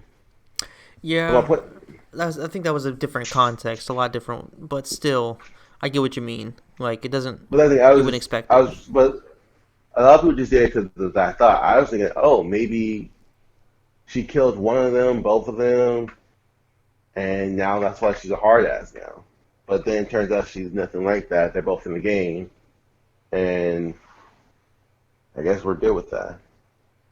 But, Yeah, I think that I definitely. Well, I think we could probably talk about that when we talk about MKX. But yeah, mm, there are a lot of things where they definitely should have done things differently, and that was definitely one of them, and one that still kind of confuses me to this day. But I guess trying to go back on topic for Daily Alliance, because you guys know us. If you've been listening to us before, we go on rants about completely completely off topic things, and it's kind of hard for us to stay on course. But because there's so much to talk about. But I guess yeah. we kind of lead into some of the character intros, like the character specific intros for this game. Mm, And since we're talking about Shang Tsung, of course Liu Kang's not in it, so go ahead and get that out of the way. Shang Tsung, however, the man who killed him and achieved his ultimate goal, is definitely in there and has interesting bios. Would you like to read the first one? sure. Okay. So we have We'll just go ahead and read both of them, and we'll talk about it afterwards. Sounds good. All right. The sorcerer Sing Song was imprisoned in the depths of Shao Kahn's fortress. Punished for failing to win the Mortal Kombat tournament on Earth, periodically was released to perform the task for the Emperor until he eventually regained Shao Kahn's favor and was given his freedom. He remained in Outworld, risking his life, draining souls from combatants in order to sustain his youth. All of this changed the day the sorcerer Quan Chi returned from the Netherrealm. Okay. You want me to read the second part? Yeah, go ahead. All right. Quan Chi proposed an alliance with Shang Tsung that would prove to be mutually beneficial. He offered Shang Tsung immortality by unlocking a portal linked to the heavens. Shang Tsung would therefore have access to an unlimited number of souls to preserve his youth. In return, all Quan Chi required was Shang Tsung's assistance in transplanting warriors' souls into the mummified remains of the Dragon King's undefeatable army. Shang Tsung accepted the offer, and the Deadly Alliance was formed. And just to give you guys a heads up, we're not going to go into the endings necessarily because a lot of them are uncanon, and we're actually doing a separate series where we go over all the endings from MK4 to MK11. So you can expect to see that kind of stuff, and we'll go into more detail about all this stuff, all the endings in that series. So Shang Tsung, interesting stuff here, of course. They give us good information about what went down after, of course, his latest failure and how his connection to Quan Chi kind of came to be. Yeah. I think one of the most interesting things here is actually the beginning of it, is the fact that Shang Tsung was imprisoned by Shao Kahn, and I would like to know a bit more of what exactly he did to regain Shao Kahn's favor, because it just says that he performed a lot of tasks, but what were those tasks exactly? You know what I mean? Let me see. So no, I think that is literally his whole thing is referring from the events of 1 through 3. Ah, okay. You think that's... Because because he said he was imprisoned in the depths of Shao Kahn's fortress. So there's one or two things. That could either be the first Mortal Kombat tournament with Liu Kang, or this could be the one with the Great Kung Lao. Because I know that he goes to prison after that. Mm. Okay, yeah, I And then never after, thought of that, then yeah. that, that's what I was thinking. Because it says the tournament of Earth, there was two major tournaments Yeah. where our almost came to win. I do know that after he lost the Great Kung Lao, he gets sent to the mines of Shokin, Hmm. and that's where he meets Goro eventually. And I guess those are the tasks that brought him out of his favor, that brought him into favor with Shao Kahn again, and winning 9 straight Mortal Kombat in a row again. After that was all done, he decided to. He lost again, and Mirage had an idea to do a double or nothing tournament, and then he was used to get back his use, but he also was used to bring back Sindel from the dead. Yeah. Okay, I can see that. I can definitely see that. I interpret it more as this is the events after the invasion fails. That's how I always interpret it, but I could definitely see that being the case too, because they just say that he regains his favor and then he remains in Outworld, so that could really be pretty much anything. Not too Yeah, much detail when it comes to that. But I would definitely like to know exactly what it was, because if it wasn't the tournament, if it wasn't, you know, everything that happens through MK1 to MK3, because technically he fails there too. You know what I mean? So yeah. interesting. But what exactly did he do to regain it? Because those, regardless, were massive failures. If of course it wasn't related to all that stuff. But Yeah, yeah, so I get you. interesting also that they kind of put it out there that basically he risks his life to drain souls, which I guess means he's going out there constantly fighting and doing whatever he can to get large amounts of people. Well, not even that. It could just be him just like a murderer, which I can kind of see. Depending on who you kill, it can be looked differently upon with Shao Kahn. Hmm. Because he's like killing Shao Kahn's army to do it, and it's like, well, that's gonna look very bad. Now, if he's killing like random people, he probably won't care as much. But if he's killing stealing souls because he's not as strong, he can't keep his youth, which means someone can easily take him if he let himself go too much. And Yeah, that's how I'm thinking about it. yeah. I don't know. They kind of leave these a lot. They leave these things pretty vague, pretty much Hmm. always. So it makes it kind of difficult to really get a good read on what's actually going on. But in terms of the depth to it, we know things are happening, but we don't know exactly what. But Yeah. regardless, eventually Quan Chi does escape another realm and show up and makes him that offer. That's the way they put it. Is kind of interesting to me, like unlocking a portal linked to the heavens. That was, I don't know. It's just kind of a weird image for me to imagine uh, him going to a heaven or a Valhalla, whatever, any kind of heaven in any kind of religion, and just kind of stealing souls. It's a weird image to me. Wait, so you know what he's talking about, right? Maybe I'm missing something because I'm pretty tired. The soul natal in the temple. Ah, that's right. Yeah, all right. Well, that's for yeah. That's right. That's right. That's right. Sorry, guys. My brain is mush. That's what I'm saying. Like, wait, you do understand what he's talking about, Yeah, yeah, right? yeah. Dude? Yeah, my bad. My bad, guys. Kill me. I probably just should just retire from Mortal Kombat podcasting right now. Just end it. And I'm done. Yeah. Yeah, my So bad. on to the next one. I guess because they have everyone's like stuff kind of like links up in a way or another. So like, go ahead and do Quan Chi since those two. Okay, hold on. I don't So have him pulled up because I pulled up all yeah, the fight ones is that yeah. I was gonna be doing. That I was doing research on. Okay, All right. Quan Chi. All right.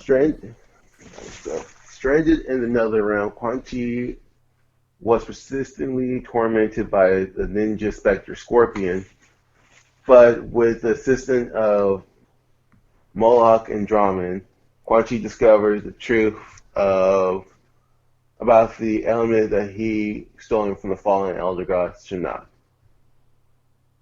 An ancient runestone buried with the likeness of his amulet revealed new information that would enable Quan Chi to transfer the all right, transfer to the realm through the network ancient gateways, narrowly evading Scorpion's wrath.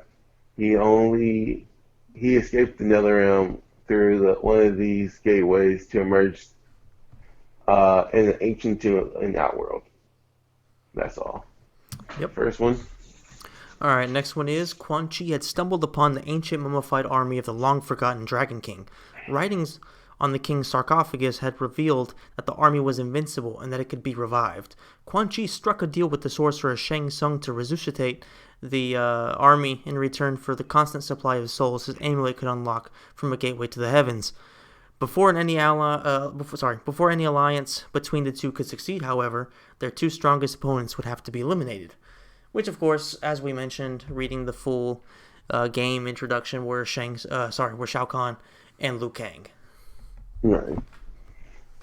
And then I said, with that being said, to fill in the blanks of people who don't know already, in MK4, Quan Chi revealed to Scorpion that he was the one who pit Sub-Zero behind and himself against each other on the same mission in mythologies.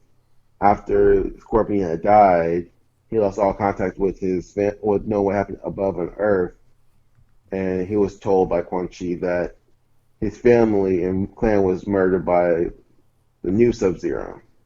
At the end of 4, he reveals the fact that was the one who killed his family and clan. And while he's getting ready to send Scorpion back to Netherrealm, Scorpion talks him down and brings him into the Netherrealm with him. So that's why he is torturing him for what I believe is 5 years or so. Something like that, yeah. A long ass time to be tortured. Oh yeah. But then we find out that he gets help from two only which is just another word for demon in the Netherrealm, to help him escape from Scorpion. Of course, Draman and Moloch. Yeah. Yes. Would you like to carry on to Draman, since we mentioned him? Yep, let's go ahead and do it. Because I feel like we already kind of covered the Deadly Alliance pretty well. Yeah. And let's go ahead and let those who make a connection with each other, let's go to the next one, pretty much. All right, I'll go ahead and read the first one. Okay. Draman. The Oni tormentor Draman had resided in the fifth plane of the Netherrealm for centuries. It was therefore no surprise to Moloch that Draman would so readily accept Quan Chi's offer of freedom for that realm in return. Freedom from that realm in return for protection from the Ninja Spectre Scorpion. Draman and Moloch savagely brutalized Scorpion whenever he made a move for Quan Chi. It would not be long before they would be released upon the world of the living and taste mortal flesh once more. Mm-hmm. Draman had led Quan Chi to a structure that housed the remnants of ancient tables and runestone, dating back to the creation of the realms. Quan Chi's eyes were caught by the table with the image that bore the striking resemblance to his amulet. The engraving written revealed the amulet had hidden power to control inner realm portals. Breaking his promise, Quan Chi betrayed Moloch and Draman and used the amulet to escape the Netherrealm without them, of course. Unknown to Quan Chi, however, the two only had escaped and now thirst for revenge. So pretty much they got screwed over because Quan Chi's like pretty much hyped up like, hey, you guys protect me from Scorpion, like he just said, then I will take you guys out and we can raise hell in the living. Which of course, trusting Quan Chi has pretty much always been a terrible idea. Trusting Quan Chi is the equivalent of trusting Kano. Trusting Quan Chi is the equivalent of Shao Kahn trusting anybody. No, just trusting Kano. You know, Kano will fuck you over regardless. Kano, yeah, he's not. Yeah, he's got a terrible track record too. Now, granted, Shao Kahn should not trust anyone in MK3, but trusting Kano is like your last, like a last ditch effort. Yeah, you're pretty much screwed if you start doing that. Let's just there's no redeeming yourself. Okay, so speaking of that, we can either hit up Scorpion because he is connected with Draman and Moloch, or we can go ahead and go to Kano since he's also tied to the Deadly Alliance. I already have Scorpion pulled up right here if you want, and then we'll go to Kano. Okay? Okay.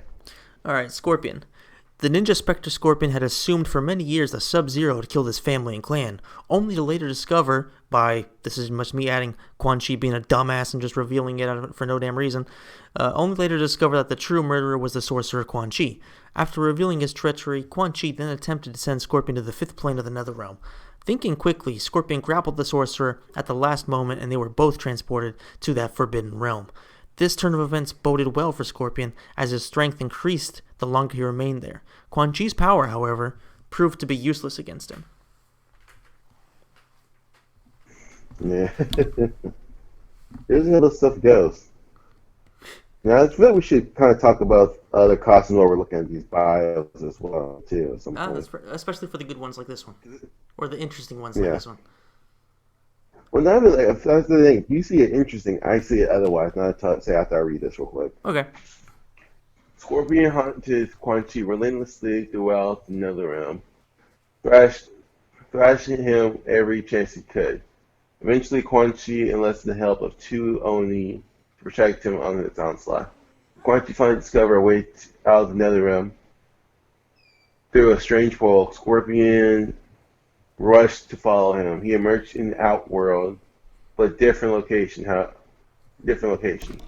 Far from his prey, he could sense Quan Chi present and will hunt him down and wherever he runs to. There is nowhere the sorcerer can hide. So, on that note, like I said, a lot of people like Scorpion, but unfortunately, in my eyes, he always had like a one-track mind when it comes to anything. Yeah, I've always been a big Scorpion fan, but as time goes on, I find myself continuously leaning more towards Sub-Zero, and honestly, in the new additions, actually Johnny Cage, because I feel like those two guys, they both have a lot more development to them. They're a lot more entertaining. Whereas Scorpion, like you said, he pretty much does the same thing every single time. He only has, very basic storylines where it's either revenge on this guy, revenge on that guy, and it's pretty much just the same thing over and over again. Mm. The only time you kind of see him grow and be different is 2 and 3 in the old timeline. Mm-hmm. Because After he's that, he's just yeah. Look, he decides to protect Sub Zero finally. yeah, as opposed to killing him. Yeah. There's no one. I think, like you said, that he's always like getting revenge on somebody. And let's think. And 2 and 3, he had no one to get revenge on. So actually, after 2 and then 3, because Yeah. in the beginning he comes back to kill Sub Zero. Yep.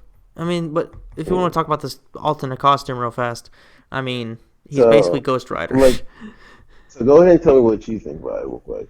I mean, I think it's kind of corny, to be honest. Like, it's essentially, guys, if you're not familiar with it, it's basically just Scorpion without a mask, so his flaming skull. It's basically Ghost Rider in a ninja costume. And that's the thing too. Like, I would be okay with it if it was like a different like body costume, but no, it's literally the same outfit he's wearing, like to a T, and then his only just a flaming face instead. Yeah. So that's what I mean. Like you said, it was pretty interesting. I was like, I don't see it that way. I see it Yeah. as I didn't mean interesting in a bland. good way. Okay. So I guess we can go ahead because we're pretty much almost done with all the villains. Actually, let's do Kano. Okay. Sounds good. Okay. All right. I'll start off. Kano had been defeated in a battle with the Special Forces agent Sonya Blade during Shao Kahn's invasion of Earthrealm. Shao Kahn incarcerated Kano for this failure, but later hastily promoted him to a general when he prevented the Emperor's assassination at the hands of a Shokan warrior named Shiva. With the merging of Earthrealm and Outworld not yet complete, Shao Kahn ordered Kano to the portal back to the last remnants of Outworld to gather more troops for the final push against the Earthrealm opposition. Kano had remained in Outworld and served as a general of Shao Kahn military for after retreatment from Earth. For years, he enjoyed the power of commanding the greatest army in Outworld, but Khan's power was fading, and there was a chance that Katana forces might spell the Emperor undoing. When the sorcerer Sing Sung and Quan Chi confronted Shao Kahn with a surprise attack, Kano decided not to interfere and remain hidden in the shadows to ally the winning side. Wow, that is so Kano. Yeah, Once Shao it's Kahn was vintage Kano. defeated, Kano offered his allegiance to the Deadly Alliance. It's pretty funny, actually, if you think about it. Just imagine that. Kano sees them about to fight, and he's like, I'm gonna fucking wait. Get on, you bastards. Then he just watch them go to war. Lets it all happen. Well, I'm pretty sure Shao Kahn would have won okay if Kano actually got involved on it, honestly. He probably Not would to have say it's won, a for yeah. sure thing, but at least it'll even the odds. Yeah, I mean, you But keep in mind, figure, Kano's just immortal, so. yeah, I guess, but at the same time, Shao Kahn is, you know, he's more powerful than both of them, at least on paper. If Kano Hmm. shows up, then yeah, like you said, it should technically even it out. But this is Mortal Kombat. It's Well, that's not. the This thing isn't too. Dragon Ball Z where you have little power levels and stuff. Well, they don't mean shit no more. Trust me. Yeah, I haven't watched Dragon Ball Um, Super yet, so Let me put it like this. There's a couple of things I see.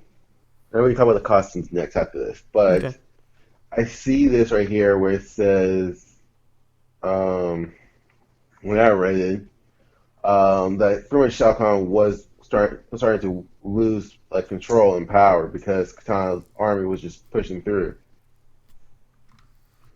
So yeah, I can see where Shao Kahn is probably like either A, doubting himself or B, just like getting his ass whooped left and right and keep taking these losses because it wasn't just like it was Edenia fighting him because she brought with her treaty she made in MK4 combined her army with the Shokin and the Centaurs.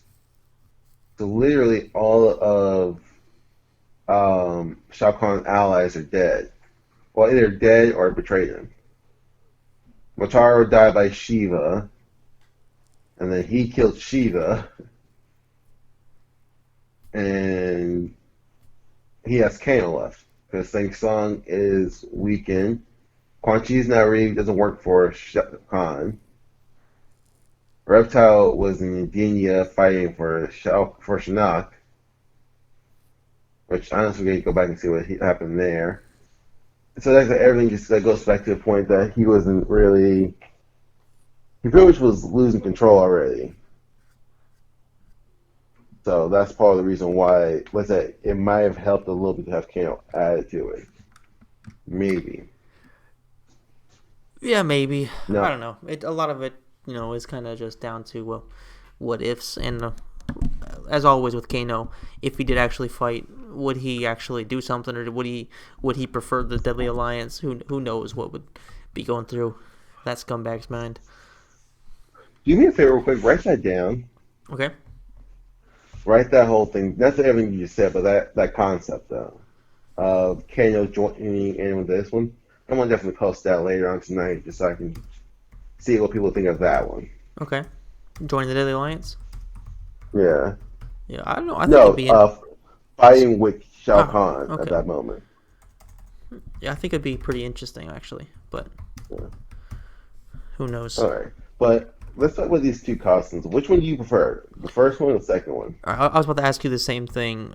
Now, Okay. I would say if we're talking about old Kano where he is Asian, then yeah, I would say the bottom one where he's wearing a gi. But if we're talking about Australian mobster Kano, I do think the top one fits the post Mortal Kombat movie character more than the bottom one, more than the gi Yeah. version. Well, the other thing I realized, a lot of people had, given this is like around the second one is where he was stuck in Outworld for a long time as well. So keep that in mind. He's been stuck in Outworld since MK3. Yeah. So that'd be it kind of you see where he has the same clothes, just different colors now. But I feel like they could have changed the color scanning like that to be like the black and red. That would have been a little bit better. But I feel like the top one gives him a lot more, like, it gives him a lot more to work with and kind of tells you but a little back of the story as well. Because look around his neck. What is that? That's Sonya's hair, isn't it? Exactly. I thought it was hay for the longest time, but I found it was Sonya's hair. So, Well, I'm assuming you probably hey, figured I that out don't. with the Lost, right? Yep. The goats, man. You got to give them credit every single time. They're the best when it comes Yeah. to lore. But no, like with that being said, though, like the way the story goes, we talked about it in three a little bit, but he's literally kicking Sonya's ass on the rooftop, and he told her to pick her up. And she's already on her knees. He could have literally just finished her off right there or threw her off. But he decided to pick her up by her hair, like without, like like when like pro wrestling, like they're down, and you try to pick them back up for another punch. Yeah. That's literally what something Kano decided to do. He pulled her by her hair, and she goes into the leg grab and throws him off the roof. That backfired on him. Exactly. I think Which if someone, backfires if I keep constantly in going back, wrestling, too. well, it doesn't usually in wrestling, but that does happen in wrestling. Like, I'm gonna punch you. You realize that, right? Like, I mean, people are like, why? I'm like, because the fact that why the hell would you take forever to like wind up another punch? And that would be like supposed to like ignore it, but just like, really, like, just keep in mind, like, I'm gonna be that guy. But like I said, that one I feel like it doesn't like just like based off that does remind me more of the Kano actor from MK the movie. However, I like that one though too, just because of the fact that it shows you like he is because the whole thing is like even his ending. It talks about him being obsessed with Sonya. Like I'm not going to get into too much detail, but literally he decides to take. Well, it looks like it happens. He takes the amulet from Quan Chi and Sing Song and hunts down Sonya and kills her with the arm because he finally can. Except he actually can be there for once. That's his whole thing. But Yeah, he's yeah, obsessed with that, kind of like Shang Tsung's obsessed with Liu Kang. well, that's the thing too. Like before that, it was Sonya obsessed with Kano. Yeah, She thinks Kano is dead. She lets it go. So now, for how many years has happened between 3 and 5, 3 and Daily Alliance, how you want to look at it? I think it was 10, right, or something like that. I want no, I think I know because we can go to Sonya next if we want to. Yeah, sounds But good. I think, and Sonya says like it's been 10 years since the first tournament. Yeah, But I kind of want to just wait because we're almost done with all of the. all the No, we villains. can go ahead and go through. Well, we have like 2 more villains left. Okay. Well, Bravado and yeah, you Suhao. tell me who to go to, and I'll go to it. I have both No, let's Suhao go and Sonya to. popped up, so Let's do. Actually, I was gonna do. Let's do Suhao since you haven't popped up. Then do Bravado. Suhao, you said Suhao. Yeah, Okay. yeah. All right. Everybody's favorite uh, Chinese Chinese guy. Nazi. All right. All right. He doesn't remind me of a Russian though. Like from first glance, like I think he's Russian, but Yeah, I I can know. kind of start. I can see the Chinese now. I can see the Yeah, Chinese. he's. I mean, I don't know. There's elements to him that don't really make sense. He literally looks like a fucking Soviet Chinese man. Anyway, let's go ahead and talk about Suhao. So his bio reads: a member of the Red Dragon, Suhao's duty was to infiltrate the special forces and covertly guide them to the members of the Black Dragon. Once the Black Dragon was seemingly destroyed, Suhao was ordered to remain among the special forces ranks as an informant until further notice. That notice came when his superior, Movado, ordered him to destroy the Outworld Investigation Agency's ability to travel to Outworld. Suhao would not dishonor his Red Dragon clan. He would complete his task at any cost. Suhao gained access to a pulse bomb and infiltrated the heavily reinforced underground bunker that housed the techno portal designed by the agency and barely evading Jax. Suhao activated the portal to Outworld, which. Okay. Suhao activated the portal to Outworld, switched on the bomb, and escaped in the portal before the ion pulse went off. The agency was destroyed, and with the means for in-realm travel from Earth. Suhao must now make contact with Movado in Outworld and receive his next objective. So the whole thing for him is that he's just a double agent. Before his whole thing was to just screw over the Black Dragon, like give the special forces a drop on them, and then Movado had to tell him like, hey, we can't have them coming back and forth in our world, so stop the OIA at any means necessary. And that means like pretty much blow up their polo making machine.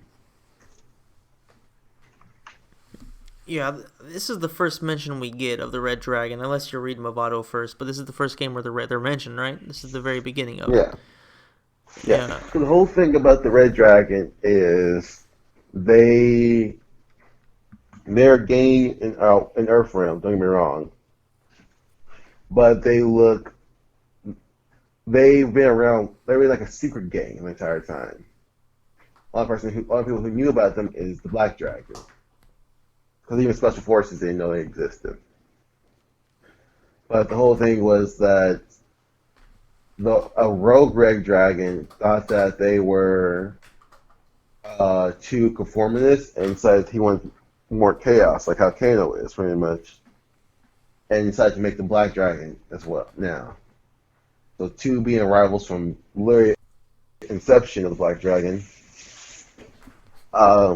You have to have somebody since one person don't know since the good guys don't know that the Red Dragon exists, someone to pretty much feed in false, well, not feed in false, but give the special forces information with the drops on Kano. That's kind of the reason why that they were close to being extinct back in MK1. Get someone like Suhao actually doing an actual good job.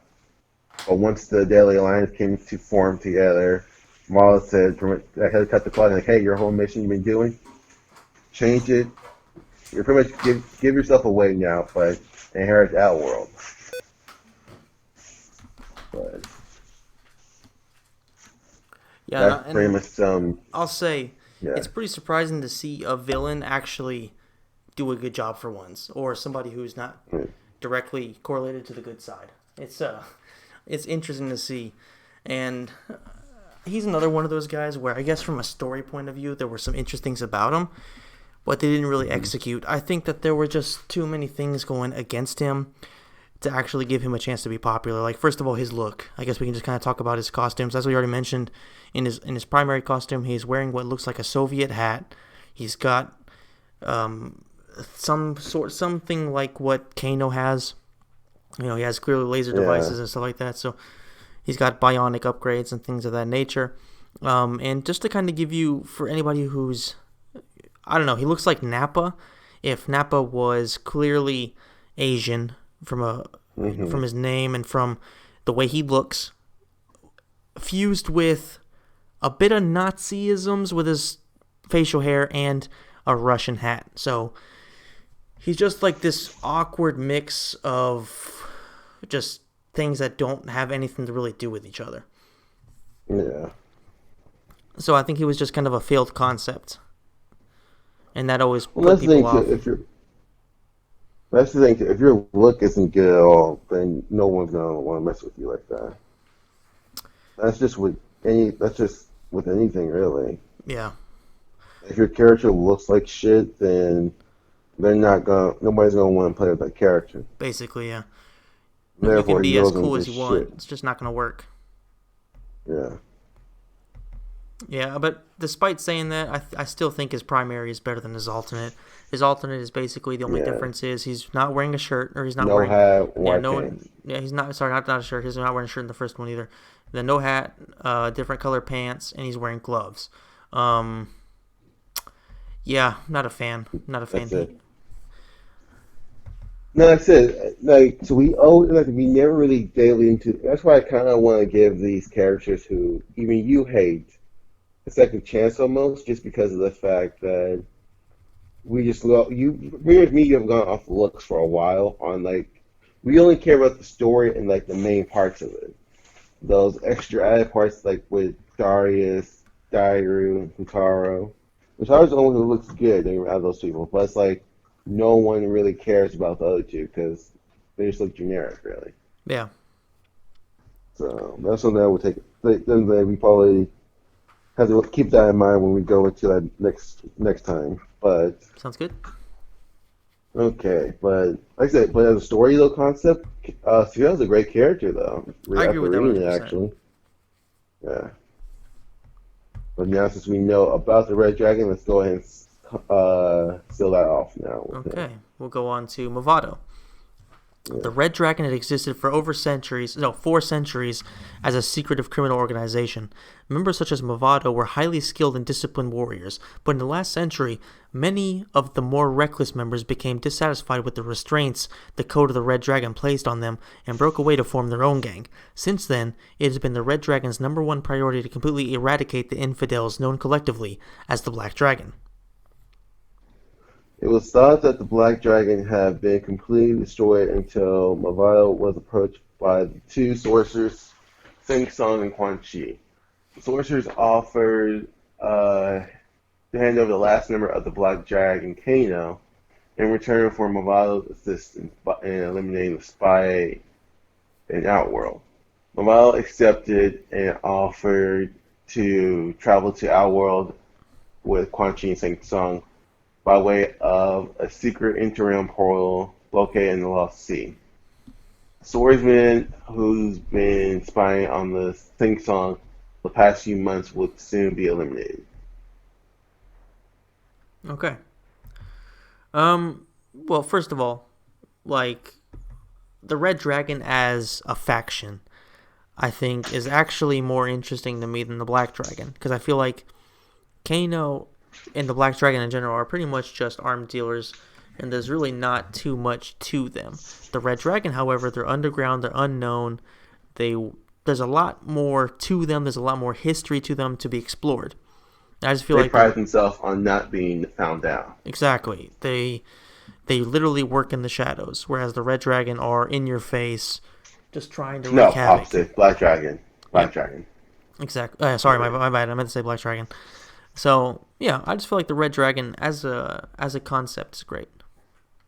Well, think about who runs them. Like, so we're nowhere like putting our probably going a little above, a little forward, but people who runs them is uh, the same leader for the past centuries because it's by Dagon, which Dagon is Edenian, which means he lives pretty much almost forever.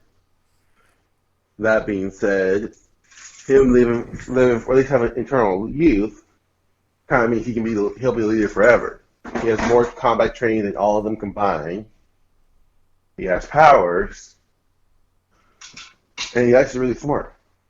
And when you come from a world, I wouldn't say a royal family, but he is a demigod too. Keep that in mind. So when you come from a god, you kind of have order and the way things should go. So it kind of like, it makes sense why the dragon is a lot more successful than the black dragon.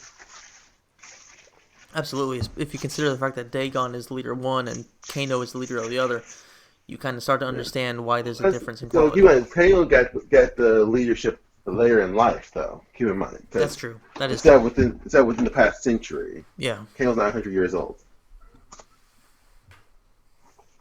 that's true. Different, different But brains, different people, different history, it different just life. it was just went to shit when Kano took over as well. Yeah, Him being the leader didn't help at all. that's for sure.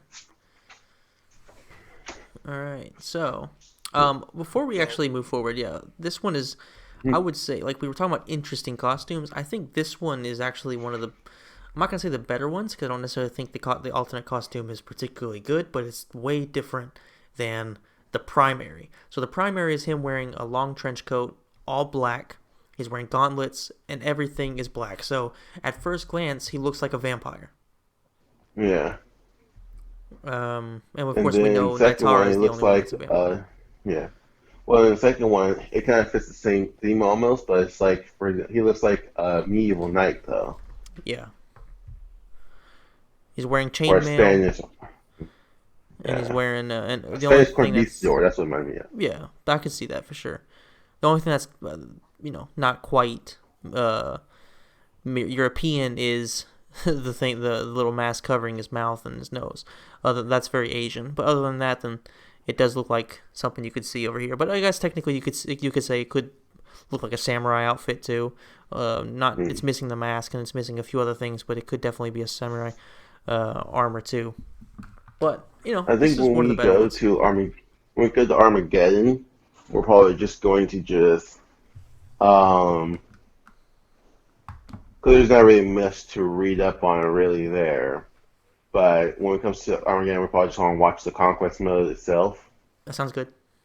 That's basically Yeah, the story. So because the fact, yeah, well that and also there's some other things too that goes on, but we can talk about that at a different time. But hmm also, 'cause I think it kind of tells you where the red dragons are located at there. I think you want to say in the Mahela Ayas. I want to say that. I'm not sure though. I'll probably look at that in a second. But yep. they are talking about a spy and his. Um, I think it's kind of interesting there that too that Quan Chi and Shang Tsung approach to him. And another thing too I will keep in mind is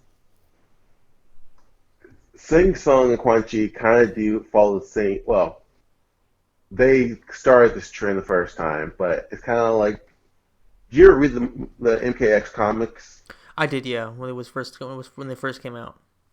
Yeah. So with that being said, I would look at it as that being done twice. Being this has been the second time we do this because Shang Tsung has a personal connection with Kano. He trusts he has a mutual understanding with Kano. I was gonna say he trusts Kano, but no one trusts Kano. Um, where you can kind of tell that Quan Chi has more of a not a relationship, but he has more of a sense of trust with Bravado. Even in his ending, um, Quan Chi's the one who gives him Kano, and he also leaves him on another assignment. Like, hey, after this, go kill Sub Zero. But we have to talk more about that later. Yeah. Um, so the fight they're talking about was actually Kenshi. Okay. I'll So go do ahead you and want to pull start with? up You want Kenshi. to start? Sorry. Yeah, go to the One first. second. Yeah. Kenshi, who, by the way, is arguably the best character they added into this game. Oh Okay. yeah. Well, you can tell because he's literally in every game almost afterwards, Yeah. besides 11. We'll talk about As his you see. alternate in a second, too, though. Alright, Mm-hmm. anyway. Kenshi. Sensing the cries of his captured ancestors, Kenshi made a vow to slay Shang Tsung in order to free them from his grasp. When he learned of Shang Tsung's escaped outworld, Kenshi agreed to help the Special Forces search for the missing agent Cyrax as a means of gaining access to that realm, which allowed him to act as both rescue party and spy. Shortly after discovering the sorcerer's whereabouts, the agency was destroyed, and with it his only means for return to Earth. Kenshi now finds himself facing the Deadly Alliance on his own. Years ago, the rogue swordman Kenchi wandered into Japan, challenging the greatest warrior. His purpose in life was to simply be the best. Shang Tsung, however, discovered Kenchi's true heritage as a descendant of a long forgotten line of warrior kings. The sorcerer desired to consume the souls of the warrior kings and tricked the unknowing Kenshi to release them from a tomb. And in an act which would leave him blinded, Shang Tsung consumed the souls and left Kenshi to die in the tomb. So, Alright. with that being said, yeah. Alright, go ahead, go ahead. Well, so pretty much it's like I feel like that kind of his bios are backwards almost because the second one gives you more information about who Kenshi was and why he is how he come to be where he is, and then the first one tells you what he's doing in this game now, like what's going on in this timeline. Yeah, I agree with that. Whereas usually it's the opposite. It's like the first one gives you more of a, further previous history. Explanation. Yeah. Yeah. And the second one's more detailed about what happens in this particular game. Which, like I said, if you play this game long, if you play this game at least once, you know Kenshi's story is. Yeah. If you play 9 or Steadily Honest, you know what the story is because they can even tell you about that there. Now, this was something I didn't know until recently that the whole point of Kenshi to be there, we knew that he was there to hunt down Sing Sung. We knew that much for sure. But his other thing was pretty much to save Cyrax because Cyrax went on a mission, and like we can follow that up with the next 3 we go over too. Yeah. But the next 3 people will explain what's going on with Cyrax while he's stuck in that world. But Okay. right after Kenshi had left, that's when Su Hao dropped the pulse bomb, thus keeping him here in our world. Yep. And his Interesting whole stuff thing for was like, him. well, no. For him, it's like, all right, 2 birds with 1 stone. I'll go save Cyrax, and then I can kill Shang Tsung and get my revenge finally. Exactly. My question is, and like I said, if we went through the conquest again, we'll find out.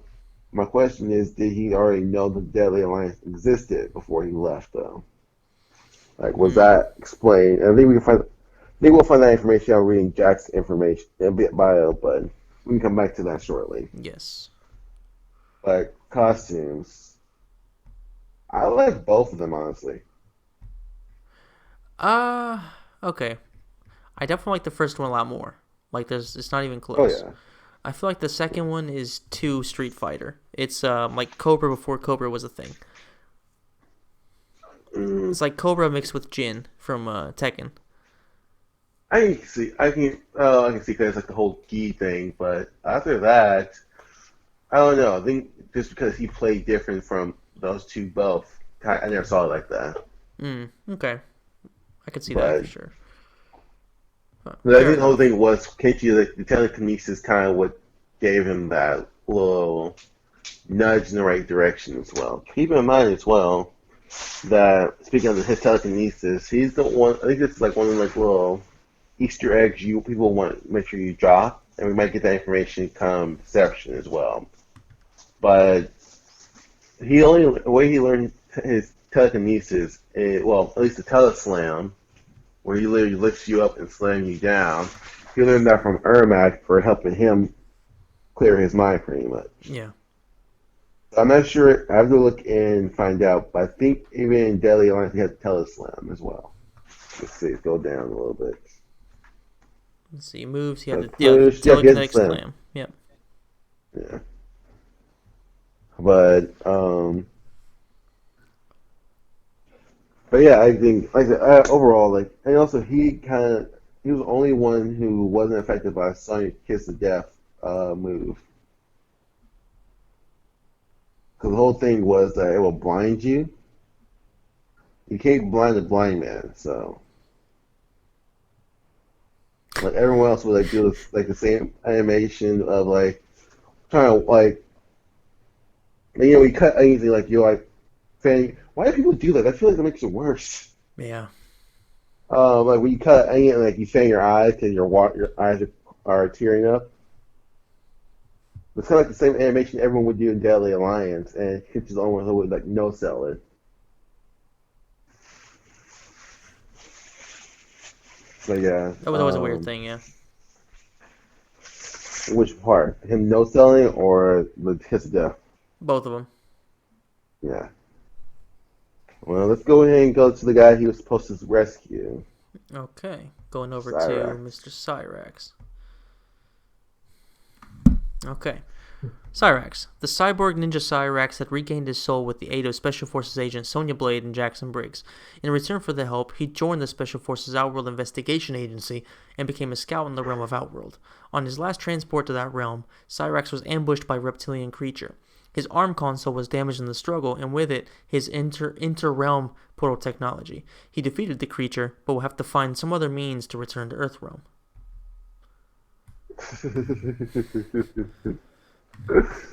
Oh my gosh, she was smart. Okay, the next three characters, Cyrax, Reptile, and Natara, kind of fills in the blank on this whole little arc right here. But speaking of the devil, a vampire named Natara offers Cyrax a deal to return him back to Earthrealm if he retrieved an object that in molten depths of Outworld. Cybernetic exterior was resistant to the harsh environment in which the object was hidden, but only for a short period of time. It was risky. It was a risky proposition, but it was the only one that Cyrus was willing to take to return to Earth.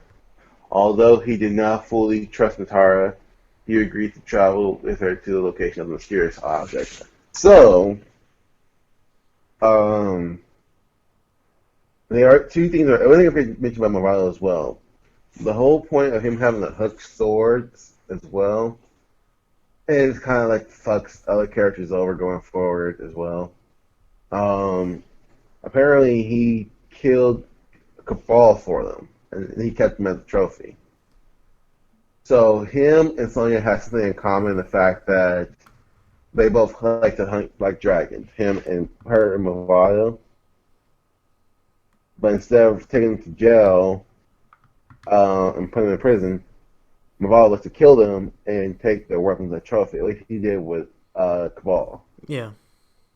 Yeah. So the reason why I laughed right there as well, and like we'll get into it when we talk about Reptile some more. Um, the whole thing with Reptile was that he was, and I can always talk more about it. Actually, I just hold off on it, man. I can explain the whole little arc and story. It's like there's another thing I said when Razor and no, yeah, when Razor and Shad talks about certain stories and what's the reptile one again? I'm not sure if you have time to or not, but watch it and you can get to Deadly Alliance part and just like it's sad about how dumb Reptile really is. How dumb And the and way much they of a tell the fuck up stories. he is. Well, the thing is, like when they tell the stories about Reptile, it's like you believe him because of how everything else he did. Like, and it almost just pathetic too. Basically. um, but you know, cost. But yeah, for Cyrax's whole thing is that he's a spy now, a now world, and if they need to know anything, he can let them. He can communicate with them. But before he could even get back to Earthrealm, his communicator is destroyed. So that's what kind of sparks the whole thing. Like everyone's worried about Cyrax now. Like we haven't heard from him in days. We need to go find him. That's why they were going to Outworld in the first place. Well, some of them were going to Outworld in the first place. But costumes wise, I kind of like both. Um, I like it's like a traditional cyborg costume. It's not as plastically as the three Annihilation one. I like this one a lot better than those. And then the second one is literally show him with like battle damage a little bit. I think no, it's not battle damage, but show him with like not full on cybernetic. So like he's still a cyborg, and that's what all those yellow things is, yellow and black things is. But they're able to like peel back the little tubing on his arms and his face. Yeah, Yeah, the first thing that comes to mind to me too is battle damage. yeah. But it looks that way at first, but it literally just looks like the way that they just made it this Yeah, time. it's just the design. I'm not sure, but does he have dreads in the alternate costume still or no? I don't remember, being honest. Let He me looks bald see. to me, but I'm not sure. I'm gonna look at that real quick, but Yes. let's see. But yeah, I'm a bigger fan of the original, of the first costume, to be honest. But I'm a Yeah. big fan of the Cyber Link Way in general, though. So Oh yeah, I like it too. Don't get me wrong, but it's like I don't have a problem with either or. I can pick either one and be okay with it.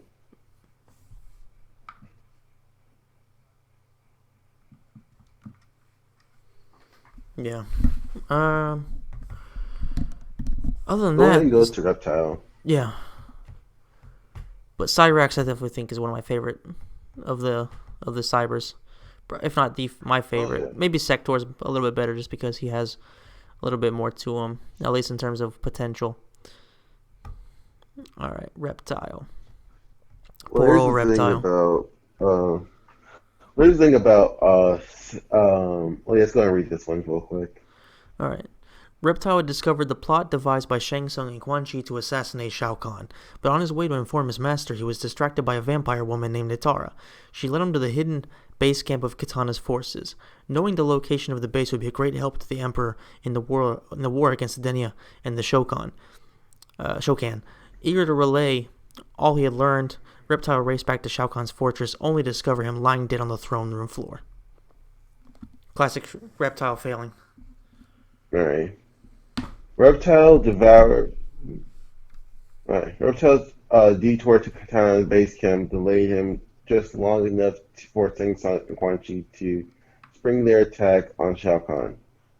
Reptile was devastated at the fact that he has failed his master and wandered out world wasteland aimlessly until once again crossed paths with Katara. Desperately in need of a master, he offered his loyalty to her. Her first command was to attack the invader from Earthrealm, Cyrax. She explained that he must first destroy the arm panel on his arm panel in order to weaken the outside. Wow. Okay, okay. Oh, I can't wait to say the story. Let's go ahead and go to the okay. Let's talk about Reptile as a whole, his costume, then go to the Tark. I love this story. I recently played through the Reptile chapter on the Conquest, so that's why I like it. and you can kind of see like how stupid or insane he is. So this is like costume wise, it just shows him like more of the regression, which we didn't talk about before, surprisingly, but we can talk about it now.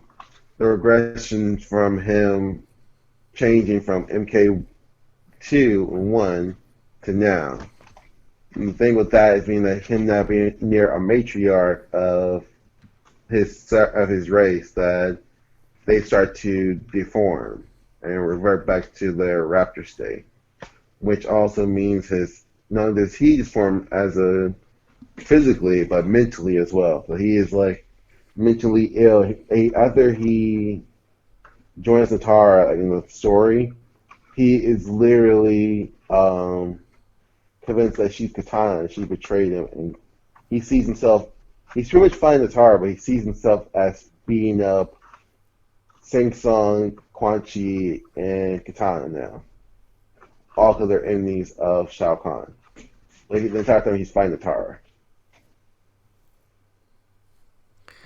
Yeah. Yeah. And of course, how fucking funny is it that he's like, this is my chance. He gets there and his fucking master's dead. Well, here's the thing too. So he does. I will say this real quick, and I said I'll put pieces all together shortly.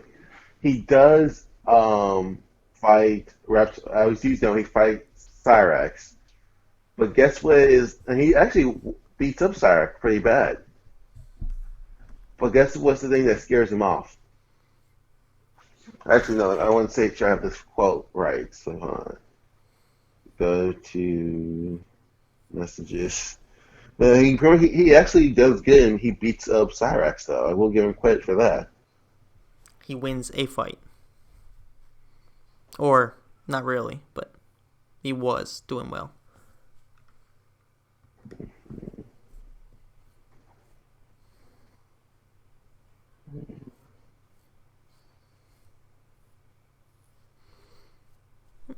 Costume wise, just to kind of get this out there, as you look for that, there's really not too much different between his primary and his secondary. The tone of his green, of his scales is a bit different. His primary, it's a deeper green.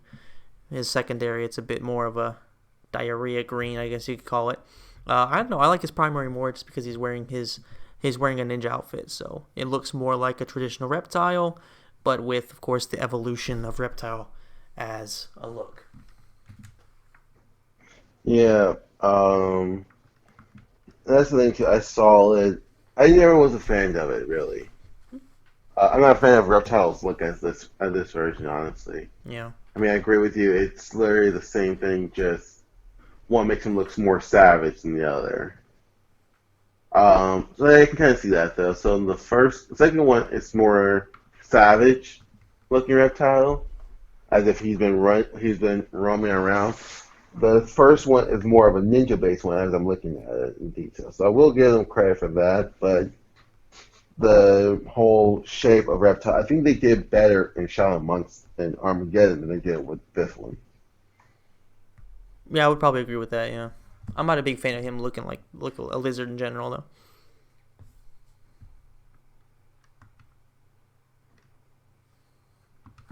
Did you find what you're looking for? Yeah. Okay. So pretty much this is when Natara tells him to go fight Cyrax. It says, "You must not fail your new master. Destroy the Earth Realm Invader." Reptile hits the Earth Realm Invader in the rib cage to bust open. Reptile paused for a second and flexed his leathery muscles in victory. Well, pretty much he's punching on Cyrax's chest at this point, and he thinks like, "Oh yeah, I won." But before he could belt the triumphant scream, a great monster with many teeth came out whirling outward from the inside of his defeated foe's chest. Unable to comprehend the new danger, Martel fled with fear.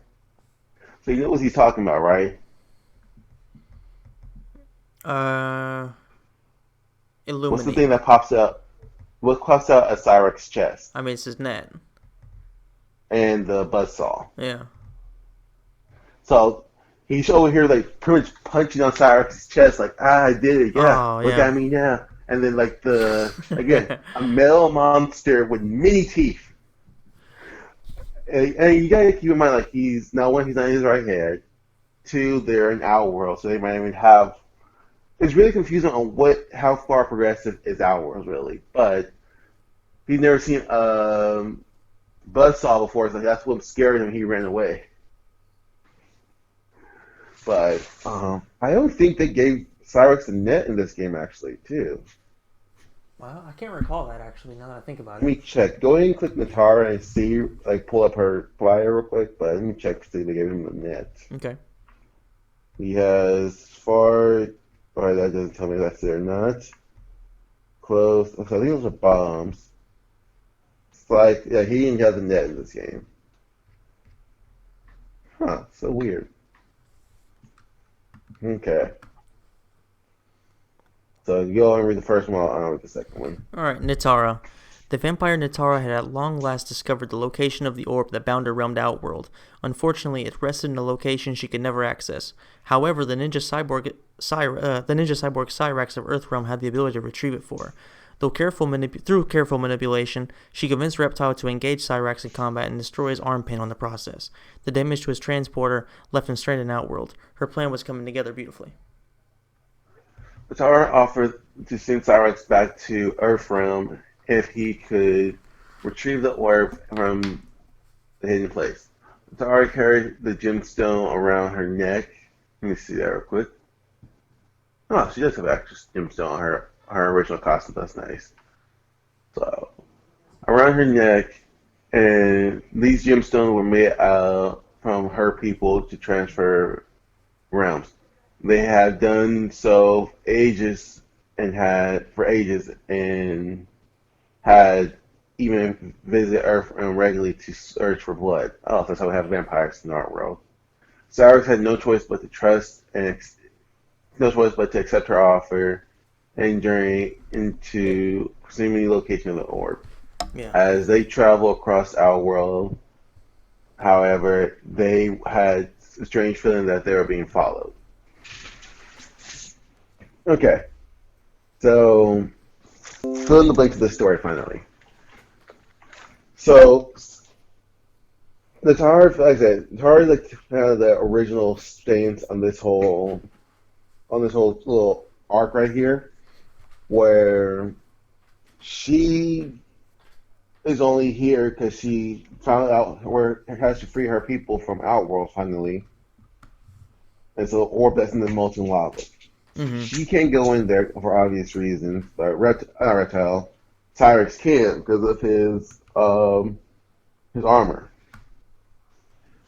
And there's no way to and trust if you no one from Earth from trust our world at all. Good, evil, or indifferent. Like they don't really trust Katana because she is Edenia, not our world in their eyes.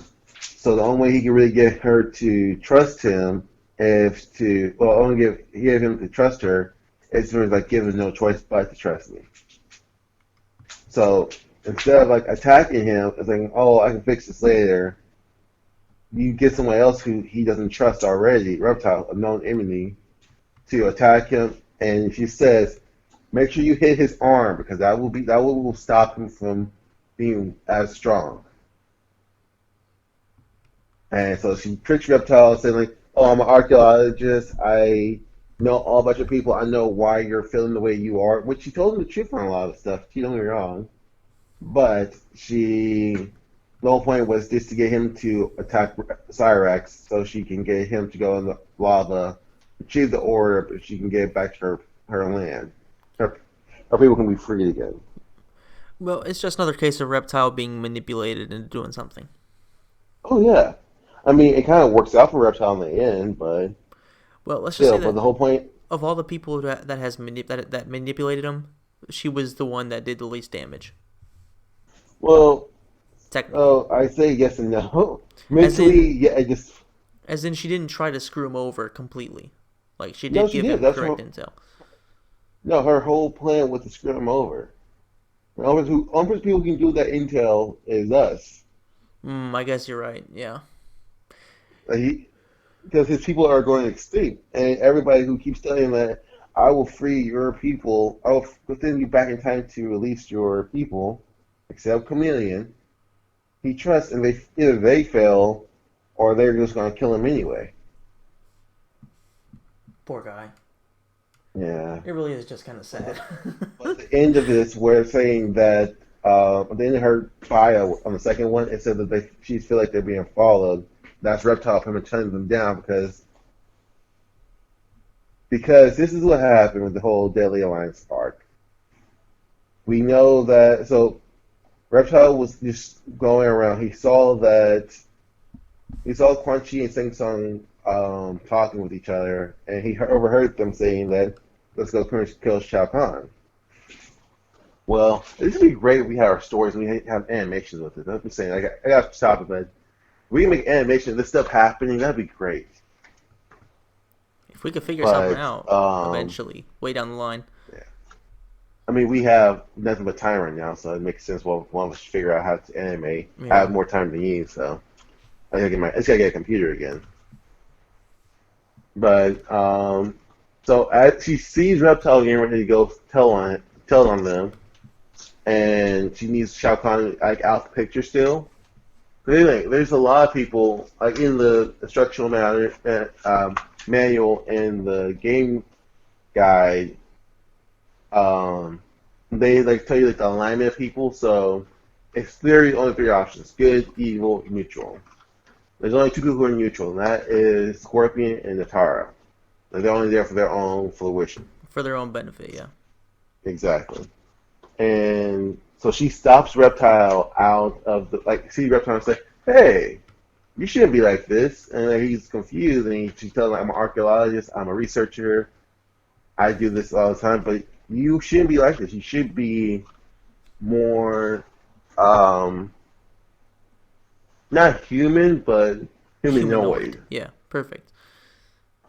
Yeah. And so he tells her, she talks to him, she talks to him, like, but hey, um, I know what will really make your master really happy, Shao Kahn, helping him take out Katana and her army. So she shows him the little secret passageway and how to, where the Katana camp is at. And she keeps them there long enough for Quan Chi and Sing Song to um, kill Shao Kahn. But then she's like, "Go ahead and go tell him back. Go tell him, tell Shao Kahn what you found. He'll be so happy with you."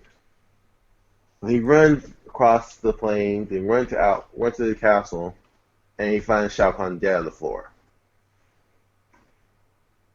After that, he's like, "Well, I have no master. I don't trust those two. What about that lady who was so nice to me? She even gave me a sword, or she's gonna give him a sword, pretty much." Oh no, so yeah, he goes back and he's going insane. She gives him a sword, and like he thinks Katara is Sing Song. He thinks she's Quan Chi. She thinks she's Katana. Like, and she's literally just taking the pain, like in the training mode, like just it let him stab her for a second. He comes to realizing, "Oh, I'm sorry," and he like apologizes. It's like, I'm so sorry. I will do better. I promise." It's okay. Just you see that robot over there? Bite him in the arm. Go beat him up, but make sure you bite him in his arm. Remember, Reptile, the arm. The arm. Not the leg, Don't forget the arm. his arm. You have one You can do job. whatever else you want, but make sure you bite him in his arm. So he does. And then he scatters away. And after the whole incident with the buzzsaw, then he goes look for Natara again, and she's nowhere to be found. Until he finds out that she's with Cyrax, and it's like he's literally starting to put stuff together. Like, wait, she was there right before when I was on my way to go tell Warren Shao Kahn and carried me away, and then he's helping me go attack Cyrax, and now she's walking with Cyrax. And like it all comes together in his head, like that bitch. She's the reason why my master is dead. So he's hunting them down, and that's where we stop. That's where we get to, yeah. Yeah. Well, nice to say too, like I said, all this bad stuff happens to him, but it kind of works out for him in the end, technically, in a way. But Yeah, we'll go down the into that line, later, maybe, yeah, sort of. eventually. Yeah. So we have hit every villain now and neutral character in that arc. So we pretty much can go from here. I'd say we go to Sonya All right, perfect. I have because her up. she has the ties to Kenshi and Cyrax both being stranded in Outworld. All right. So you want to go read the first one? And indeed. Alright, Agent Sonya Blade and the team had finished their mission of demolishing any known ancient interrealm portals when she received word from Jax that the agency's portal chamber had been destroyed. With no means for traversing the realms, Sonya realized that there were now two agents lost in Outworld. The first had been the ninja cyborg Cyrax, for whom the agency had lost contact with some time ago, and now Agent Kenshi, who, originally sent to find Cyrax, was lost as well. She would have to find a way to get home. No, it gets Outworld and bring them home. Sorry, guys, it's hard to. Reading aloud is not as easy as. There's a reason that nobody wants to Yeah, do it at school. exactly. Especially, it's been a while since I've done it. So, Also, quick topic because before I read this part, what did you think of her two costumes? alright. Not Sonya, of Natara. We didn't talk about Oh, them. Nitara. Hold on. Okay, I have it right here. I mean, the only difference really is that in one, her wings, in her primary, her wings are more like a brown, like a reddish tone to them. And I don't know. I like the first one more. I think. I think the I the agree. red looks better as opposed to the black and the Well, grayish tone to it. also she has like a little eye patch as well. So it's like well, I thought it was like a pirate, vampire queen or something like that. Yeah, And the second one is literally just like your standard stereotype vampire. That's what it looked like to me. basically, So I yeah, like the first one better too. I agree. absolutely, yeah. All right, so Sonya's second path. Sonya was instructed to accompany Jax to the island of the Lost Sea, where the Thunder God them. Would meet them, and the I on the oh crap, will meet them. The island had once been the location of her first Mortal Kombat tournament a decade ago. So yes, I said from the first game to now, it's been 10 years. Because literally at this point, it was a decade in that time frame. Yeah, it had been a long time. So yeah, we don't like saying like literally the first game came out in 1992. This game came out in 2002. So that's why I went with the whole decade theme thing. Hmm. We do that still with even MKX. We'll get talk about that later. Yeah, But a decade ago, now it was abandoned and a reminder of the struggle of Earthrealm and the other heroes who waited for Raiden to appear. She came to the realization at this time that she had no plan of attack.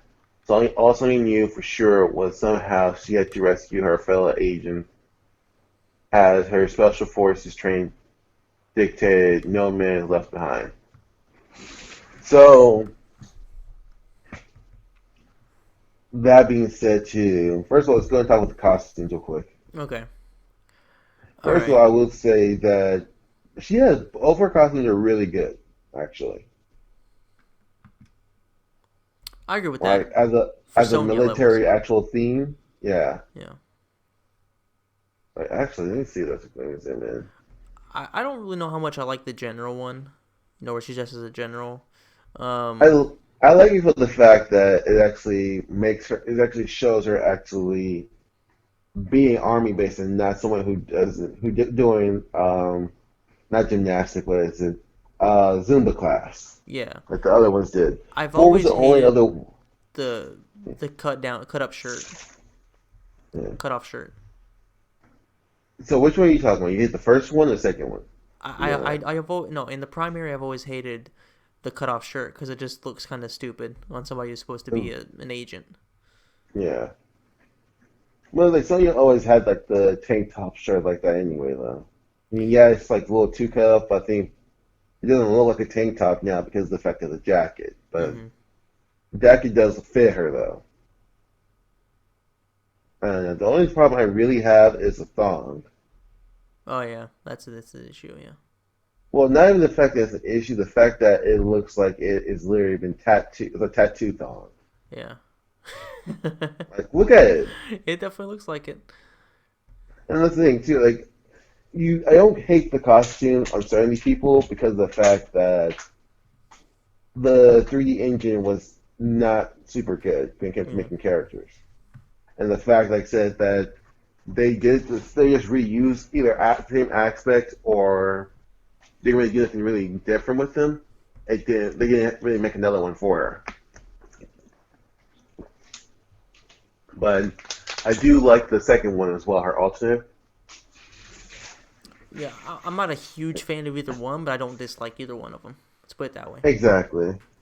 Well, like they both actually look like something like someone in the military will wear versus Yeah, they one fit and her. three. They do fit her. Yeah. Yeah. And hell, four was better than three, and one by a Oh yeah, long shot. that's for damn sure. Yeah. Yeah. Like the only problem I would say with the top one is the fact that you're right, the cutoff shirt looks a little skimpy, and then the thong looks like it's a tattoo. Yeah. But other Issues than with it, that, but yeah, not terrible. No, not bad. exactly. Yeah. We can live past it. Yep. Now, story wise, Sonya's whole thing is that she's going to Outworld to finally bring back Kinchi and Cyrax because they finally got rid of the magic portals, and it's like, all right, since you did that, the technology portals you guys been working on, so that's what happened right there. So I think that was a call that Mavala made to Stuhel, and the fact that pretty much all the mystical portals to our world are gone, so we can't get there. To go ahead and take out their last wave because we have two of their guys here still. Yeah. So that kind of was like the setup plan to make sure that I will give this to Sing Song. He is a great strategist.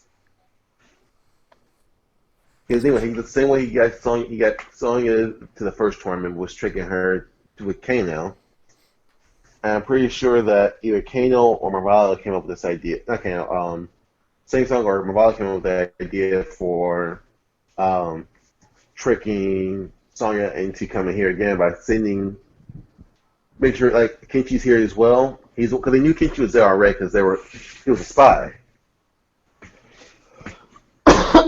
So was Cyrax. So keeping them both here kind of like either A strands them or force them to come there unprepared.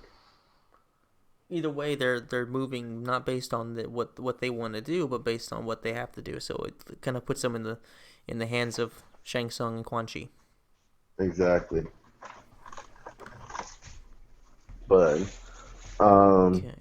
and like I said, they all meet up at um, Outworld.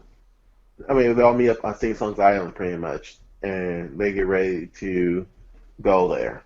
Yes. Go to Outworld after this. So let's go to Jax now. That's All the next right. connection we have. Pulling him up. Okay. All right, Jax. Jax spent most of his time in the heavily fortified underground facilities of the Outworld Investigation Agency.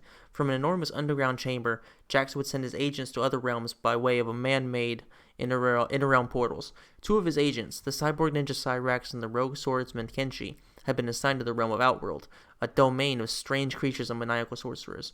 Jax would soon be reminded of just how dangerous a threat of to Earth that realm could be. After receiving information from Kinchi about the new threat of our world, Jax barely escaped with his life from when the traitor destroyed all means for interim travel. The OIA was completely obliterated, but with the help of the Thunder God Raiden, Jax eventually made it to our world to deal with the traitor who now serves the Deadly Alliance. Jax swore that he would show no mercy to the one responsible for the destruction. The hunt for Suhao has begun. Okay, so So pretty basically, much, Jax is the brains behind the technological side and basically giving out missions for the OIA. well, yeah, So that's the thing too. He is pretty much the leader of the OIA. Yeah. Now, before we go, like I want to tear this costume to shred afterwards. But look at the arms, at least, of Jack's primary and his alternate. The orange, you said? No, the arms. Oh, the arms. Okay, I thought you said orange. Yeah, Yeah. yeah. Well, So of pretty course. much it shows in here that he didn't lose his arms. He just added cybernetics to them. Yeah. So that kind of gives you the idea that Jax is more technical. He's strong, of course, but he's also smart. Where Sonya is tactical sometimes, not always, but she is more of a brute, more of a hitter than a fighter than a lover, or she thinks with her fist than her brains. But Jax realized how he was just screwed over by Suhao, and he's like, I'm going to kill this guy by any means necessary. So that's the thing too. You keep in mind. A lot of people have their own agendas getting ready to go to the outworld because we still haven't even touched up on Raiden yet. But and that'll be the last person we talk about. Mm-hmm. Last person or second to the last person? I haven't decided We yet. got Raiden. Yeah, and I think there's like, well, if you want to talk about secrets. Yeah. Bum bum bum. But no. But we don't want to talk about Raiden yet at all because he's literally the last person we talk about Yeah. really. Costumes wise, first one by far. The second one Absolutely. literally looks, huh? Absolutely. Second one looks like a trash version of Flavor Flav or something. First of all, yeah, I didn't even think about that, but yeah, that medallion on his chest literally looks like the Quantum Flavor Flay. Yeah, it's really really It's shit. like literally, as how stereotype can you get at this point? It's 02. This is what they came up with, right? Yep. The black guy. Yep. Okay, well, like we're literally gonna leave it at that because this is just wow. That's the thing too. Like he's so smart as well, and then you go from him being like an actual badass, army badass, to um, fresh out of Compton. Yep. Generic rapper. Okay, so let's go. Let's see. Go to Raiden. No, Raiden's gonna be the last person we Oh, talk okay. Sorry. about. So Boraicho maybe. No, let's go to Kung Lao. Okay. Sorry. I thought we were. I didn't even think about him. I guess. Hold on a second. Ah, shit. I'm collapsing. I'm mentally collapsing, guys. It's 1 in the morning. My brain We is. can finish it. We're almost done, dude. Yeah, no, no. I'm not. I'm not actually sleepy. I'm just looking for excuses. Oh, All yeah. right, Kung Lao. Hey, I didn't even drink. I haven't started drinking yet, so we're good. Yeah, I was gonna drink something doing this. I was gonna drink like Latvian vodka type of thing, but ended up not doing it. Because I forgot. All right, Kung Lao. Kung Lao was the first to find the body of his friend and fellow Shaolin monk Liu Kang.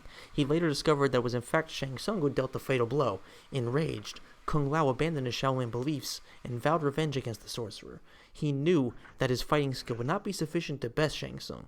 He would need training from the same Outworld master who taught Liu Kang the one special attack he needed to win the Mortal Kombat tournament so many years ago. Kung Lao traveled to our world and informed the martial arts master Oraicho of the king's death. The hands of the sorcerer Sing Song. Devastated by the news, the old master agreed to teach Kung Lao the flying kick Liu Kang used a decade ago. The training was intense, but Oraicho was determined to give Kung Lao the greater edge than he ever gave Liu Kang. Once Kung Lao had mastered the whirlwind kick, both he and Boraicho journey across our world to deal with the sorcerer Sing Sung. Okay? All right. So, two things with that then. One, like I said, here's the problem with it. Not the problem. Like, I can see where Kung Lao is coming from, like, in rage, because, first of all, the second to the last image Liu Kang saw before he was killed by Shang Tsung and Quan Chi was Kung Lao, and that was Shang Tsung pretending to be him. So in a way, Kung Lao kind of got Liu Kang killed. In a way, yeah. in a way, it's really like a stretch, but like at the same time, like that's literally his guard was down at first because he saw Kung Lao in the corner of his eyes, and then next thing he sees is Sing Sung. Yeah, I mean, it's a smart play. Don't get me wrong, but also I think we both agree on which costume is better in this one too. definitely the second. Yeah, The well, that's primary it. is trash. That was supposed to be the primary originally, actually. Yeah, should have been.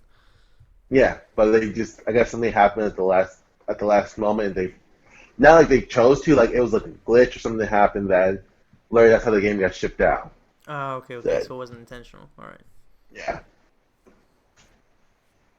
Didn't know that. but yeah, but that's the thing. So he went to Boraicho to train him even more. But he's like, I need to pretty much make sure I'm able to kill Sing Song at this point.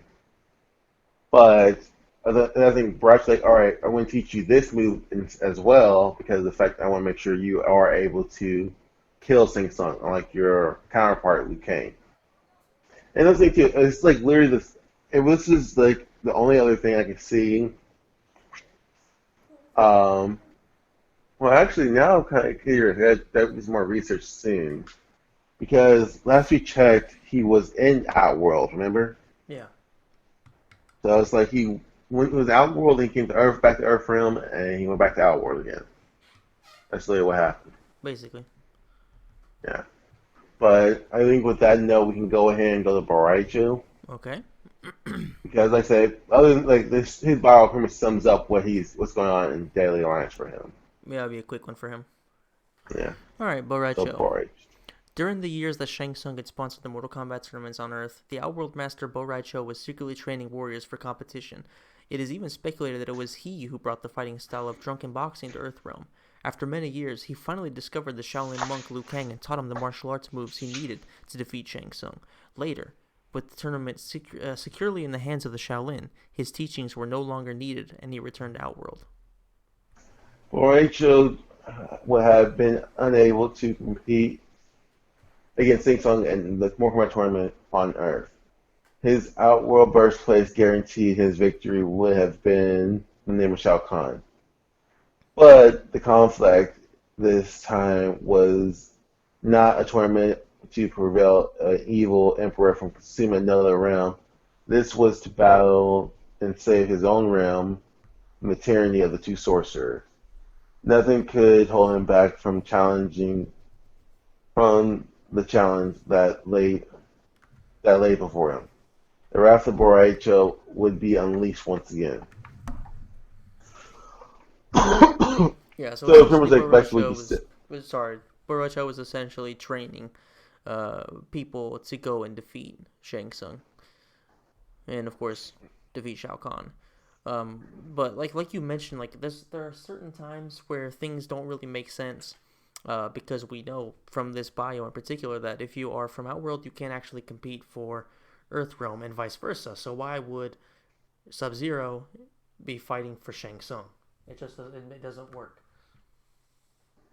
in the movie, of course. Yeah. No, and that's the thing too. I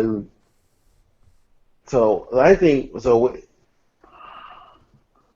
So I think you mentioned this yesterday. You mentioned this earlier because of the fact that for IHO, it doesn't make sense for certain cases, like for for like our guys to fight on their side because the fact that they're from Earthrealm. I mean, it'd be different if they came over there and they threw the tournament, but no, they're holding it to eliminate Earthrealm competitors. You mentioned that recently, like with the Lin Kuei and the new timeline. Yeah, it makes no sense.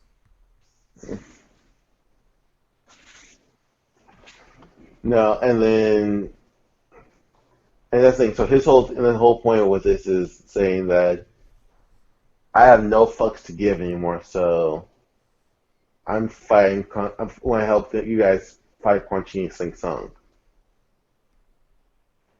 But that pretty much sums up his thing. So someone else who has the ties to Boraicho as well, because Lin Lao was the only person. So pretty much the people who were closest to Liu Kang went to Boraicho for training. So that would be in this game. That would be Kung Lao and Katana. Let's go ahead and go to her now. Okay. If you ever pulled up, go ahead and read hers. Top one? Okay. Yep. Having freed her home from her home of Edenia from Shao Kahn's grasp, Tana led her people into battle against the weakened emperor in preemptive strikes. Her ally, she allied with the Shokin army of Outworld and led by Prince Goro. And together, the two nations were on the brink of victory.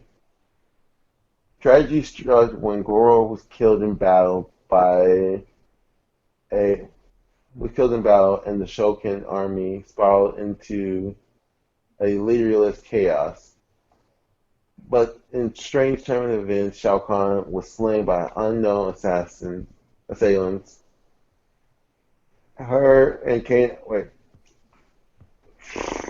unknown assailants and Kano troops began a hasty retreat. Katana had won, but at terrible cost to Shokin people. Okay. The last of the Emperor Shao Kahn's armies had retreated, and it seemed to Kitana that a new era of peace was at hand. But when a small number of hideous undead soldiers began to appear under the banner of the sorcerers Shang Tsung and Quan Chi, her dreams of returning to the realm of Edenia would have to wait. Her army clashed with this new threat, but they were easily cut down by the bewitched weapons that the undead army wielded. The souls of her slain troops left their bodies and flew off into the distance, attracted to a bright green beacon. Yeah. So, in the Conquest mode, does show that Katana does go train with Boraisho as well, with Kung Lao, her, and Kung Lao meet up with each other, and that was the one that he's the one who informs her on Liu Kang's death. Yeah. But from here, pretty much, it's her picked up. Her story picks up from Kung Lao's ending in MK4, where they are literally fighting Outworld and defeating Shao Kahn, who is led by Kano, by the way, as well. And with that being said, they are just fighting and fighting until they can keep. They're gonna have to win, but an assassin site kills Goro, which kind of like everyone in a downward spiral. After that's done, the Shokin, everyone they found that Shao Kahn is dead, so it's like, well, we win. But they don't know who killed him at that point either. Not just yet. No, she doesn't know until after the until after they see Shang Tsung. That's what I'm trying to say. Yeah. But and now, with that being said as well, like she saw like there are people that died would go their souls would travel to Shang Tsung's palace, where is to that soul nailed to the heavens. So I mean that's the thing too. Like there wasn't much for there was some for it. Like I said, if you read the conquest stuff as well, it kind of gives you more to go off of. But it's just like I said, we didn't have time to read all of it just yet. There's so much of it. Oh yeah, and that's the you go for each one. And some of it is important. Some of it is just extra stuff about the history of a fighting cell, which isn't really accurate even in the game. But who cares? Out of the two costumes, I definitely say I like Mask Katana better. Me too. So the first one. Same here. Well, because she's wearing blue actually, and the other one she's wearing purple. Yeah, So she it's looks more like like, Melina without the teeth. yeah. Well, yeah, I can see that, but it's just more like I said, Sindel maybe. That too, yeah. But like I said, I just like the blue better, and even like the whole background with it is better. Yeah, same here. But like she lost pretty much that day alone, she lost two of her allies, Goro and Liu Kang. Not good, poor little Polo Katana, your favorite. All right, so who do we have left? Well, we have Lee May, We have Johnny, Sub Johnny Zero, Subs, Frost, and and Raiden. Raiden. So let's do Lee May since we're already in Outworld. Okay. Alright. Alright. The Deadly Alliance commanded Kano and his troops to force a small population of people to construct a palace fortress. One of those enslaved was Li Mei, who rebelled against the invaders and attacked Kano himself. Recognizing the warrior spirits she possessed, the sorcerer Quan Chi offered to free her people if she could win the Deadly Alliance tournament. If she did not win, however, she would be forced to serve the Alliance and her people would remain slaves forever. Li Mei had no choice but to accept the offer. During the construction of Sing Song's palace, Li Mei discovered that it would be constructed around the ancient stone structure located nearby a nearby plateau. Okay, that's just really specific for no reason, but okay. Her people her people have regarded the relic. Oh my gosh, there's so much to read them. My throat's killing me. You want me to continue? I got it. No, I Okay, got because you it. seem like you're having a hard time with that throat right now. Pause. Her people have regarded the relic as sacred for as long as anyone can remember. Legends told that the portal toward the heavens left behind by the gods themselves. When Quan Chi activated the portal with his mysterious amulet, the countless souls swept forward, trapped between the realms, and it was clear the legend has been true. So literally, it's like the same thing we did with, I think it was Kimchi, where it tells us some stuff about it, but it's like nothing really. The second part has nothing to really do about it. Yeah, The first one's more um, important than the second one. that's for I sure. mean, this one tells us like how the temple came to be and where Saint Song's temple is, but Not too important, no. it's not exactly not clear according to her Yeah. story, and we kind of knew that already from the other files that he was going to get. We have a direct line to the heavens. So Yeah. As for their costumes, not a fan of the second one. First one's not too good. I mean, it's alright. first one's not Yeah. bad, but it's not good either. Yeah, the second one is just like literally trying to get people horny. It's literally toilet paper Melina. Yeah. Funny enough, I thought that was Melina, like I said, yeah, It looks like her. earlier. Yeah. Okay, next. So at least we're done with the whole Outworld stuff now. Yeah. Let's see. We have Johnny. Let's go do him. Alright, let's do Johnny real fast. Johnny Cage had been fed up with the lame writing on his current movie, Mortal Kombat: The Death of Johnny Cage, in which his character repeatedly died and was resurrected. To him, his real-life adventures were much more sensational. He kicked butt. But his studio felt that the hero needed to take a fall for dramatic purposes. Johnny Cage reluctantly agreed to continue with the project until the Thunder God Raiden called him away to a new adventure in Outworld. For maximum dramatic effect, Johnny Cage arrived to the island fortress.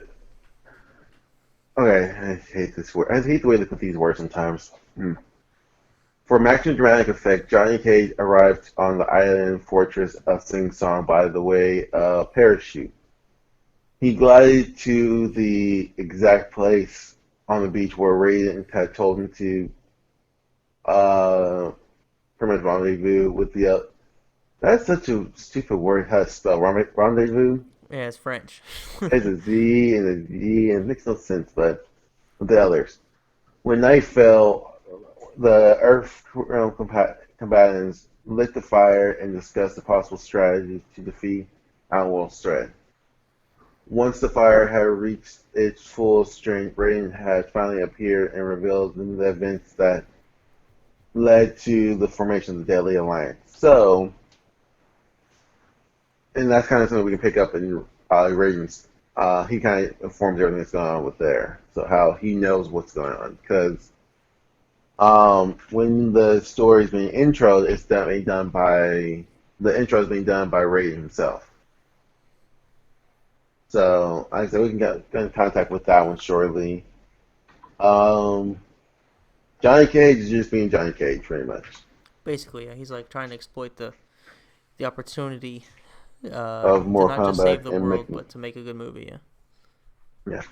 Well, that's literally what his thing was in MK2 as well. But also, the only thing you can really go off of this is the fact that people know that Johnny Cage died and he came back to life, and he's saying that it never happened, pretty much. basically, yeah. He's as much in denial as Garrett Case comes Armageddon. Pretty much. Costumes wise, both are awesome, pretty much good. Second one might be more of a James Bond, so it's like Yeah, almost bland to have in the thinking the fighting same thing. style. I mean, if they like the way that they do it now, him in the suits is really good because the way that the fighting styles are done, so that's cool. But the way that they have like really like proposed, it kind of looks weird and blocky. The only downside I say to Johnny Cage's primary is the lion buckle bell. Yeah, I don't hate it, but I don't love it either. It's It's the just the belt weird. part of it, but for the most part, yeah, everything else is pretty much perfect. Yeah. I mean, that's why a lot of people love the Johnny Tattoo instead. Yeah, Like everyone loves Johnny Tattoo over the buckle bell. that's for damn sure. But yeah, I think if I had to pick with out of the two, I pick one all the time for Yep, same here. primary. Same here. So we can. So we want to do Frost. Or you want to do Sub Zero? Let's do Sub Zero and then lead into Frost. Okay. All right, Sub Zero. Raiden appeared before Sub-Zero and asked for his aid in defeating the Deadly Alliance in Outworld. Fighting alongside Raiden would prove to the world that the Lin Kuei had changed for the better. Sub-Zero accepted the challenge and brought with him one of his newest recruits. It was highly unusual for the Grand Master to embark on such a dangerous mission, but Sub-Zero felt it was necessary to earn the respect of his fellow Lin Kuei. The future of the Lin Kuei hung in the balance as Sub-Zero and the Cyber Sector battle for control of the Dragon Medallion. Sub-Zero defeated Sector and claimed the title of Grandmasters while his freezing power enhanced by the medallion. He vowed to reform the Lin Kuei as a force of good. Sub-Zero relocated the clan to the remote frozen Arctic where he discovered an ancient temple frozen to the side of a glacier. There, the new Lin Kuei could hone their skills without interruption. So again, something I kind of felt like that should have been the primary explanation versus the alternate, because I kind of feel like it's not important, but I feel like that should have been there as well. Should have been there. This should have swapped. I agree. Yeah, because I The think we both secondary agree. is Like, classic. yeah, it really fills in the history. It's like, okay, I get why you did that there, but it's like I feel like if you want to explain what they've been doing the past couple of years, that should go there. Yep, And what they're doing now, that should go on the alternate. 100%. Pretty much like, yeah. Was Um, similar with Raiden. We'll discuss that later. yeah. Well, and that's the thing too. So let's go ahead and so a couple. Do you want to start story? Let's actually talk about costume real quick because we can go on story in a little bit. Yeah, second costume. I prefer the I classic like the section. first. Okay. I love the first. Yeah, I think you've already said that before. Like, yeah, you're a big fan of that one. I prefer the I like the classic. quality. I look at Kuai Ling as without the mask. Now, granted, I will say this as well, and this is like, no, if anyone said they didn't think that at first without reading the bios, then they didn't think about this and without reading the bio, and it's just stupid. But because you knew that Sub-Zero and Sub-Zero were brothers, Mm-hmm. so I was convinced when the game came out again, being 5 years old, I thought that this Sub-Zero right here, this primary and the secondary, were the two brothers. I didn't understand the fact that the first Sub-Zero was dead. Okay. That was Yeah. two different people. Okay. All right. And well, that's the thing, not that. So that part I can understand what people already knew that already at that point. But I'm saying that so on top of that, you have in my head it's like you have three cryomancers: Sub-Zero, well, Kuai Ling, Bihan, and Frost. So like Frost definitely got to be their sister or something. That's just like the common thread was when you first picked up the game. You saw us female cryomancers, like you thought that was like a sister or something to them. At least I did from first glance when I first saw it. Okay. Fair enough. Yeah, I think a lot of people had that experience with but it. no, yeah, but on everything else, though, story wise, Now, it's a little weird because on the Conquest, it doesn't say that Raiden went to Sub-Zero. It says that Raiden sent Sonya to go get Sub-Zero instead. Exactly. Yeah, that was always something that kind of confused me a little bit. Yeah. Well, that's the thing, too. I think that's what a lot of things were. Like, other than, well, so Kung Lao found out first. So we know that much is accurate. I can see Raiden going to Johnny because no one else wants to deal with his shit. But Raiden knows, like, well, Johnny said helped us on 1, 2, 3, and 4, so he got to help us on. He can definitely help us with this one as well. He's Earth's best warrior, pretty much. Basically. Um, let's see what else. But that's the whole thing, you know, that goes into the Frost thing because right off the bat, Frost decides to attack Sonya.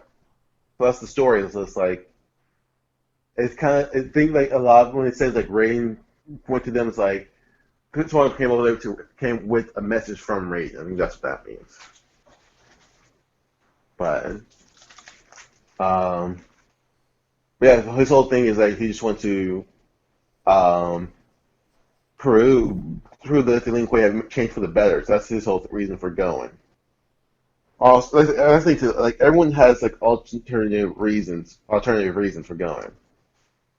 But thing like wherever you end yours off with, like usually on usually not well advised for us. I would say GM, but technically right. The Grandmaster to go on messages like this, it's like if I can do it, you guys should do it too.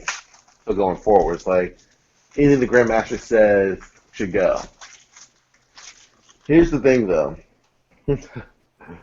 So, who would you think that was baby? So, the Grandmaster's gone. Frost is gone. Who's watching the Lin Kuei? Who's babysitting? Sector. No. Sector's been. Oh, yeah, you're right. Well, like Miles literally said that he turned to defeat Sector, and Sector left. But, so guess who's babysitting? I would love to say Baraka. I don't think This that's might the make you. case though. Here's the thing. This might either make you happy or sad. So I'm gonna be honest. I'm just gonna tell All you now. right, go ahead, expose it. Fujin. Yeah, yeah. So I remember that instead, from the retrospective I just listened to from a few days ago. mm-hmm, I was hoping you would say Baraka and just kind of change it for me, but no, thanks for that. it was Fujin. All right, well, Fujin was having them train and watch Johnny Cage bad movies. Because surprisingly, Fujin thinks Johnny Cage makes good movies. I mean, fair enough. He doesn't make bad movies. We've never seen him before, but I trust Johnny Cage. Cyrix hates his movies as well. Like that's well known. Like even I think in the Conquest, he's like tells him about how he hates one of his movies. I think it's Ninja Mine, Oh, that's right. He but does. He does. he hates Johnny Cage's movies. All Okay, right. all right, So, Frost. Rusty. Go ahead and sorry. Read the first one. For some reason I deleted it. I Okay. closed the tab.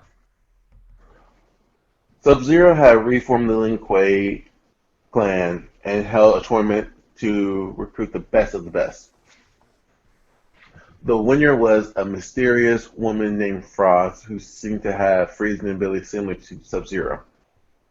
Breaking with the Lin Kuei tradition, Sub-Zero took upon himself to train this new recruit.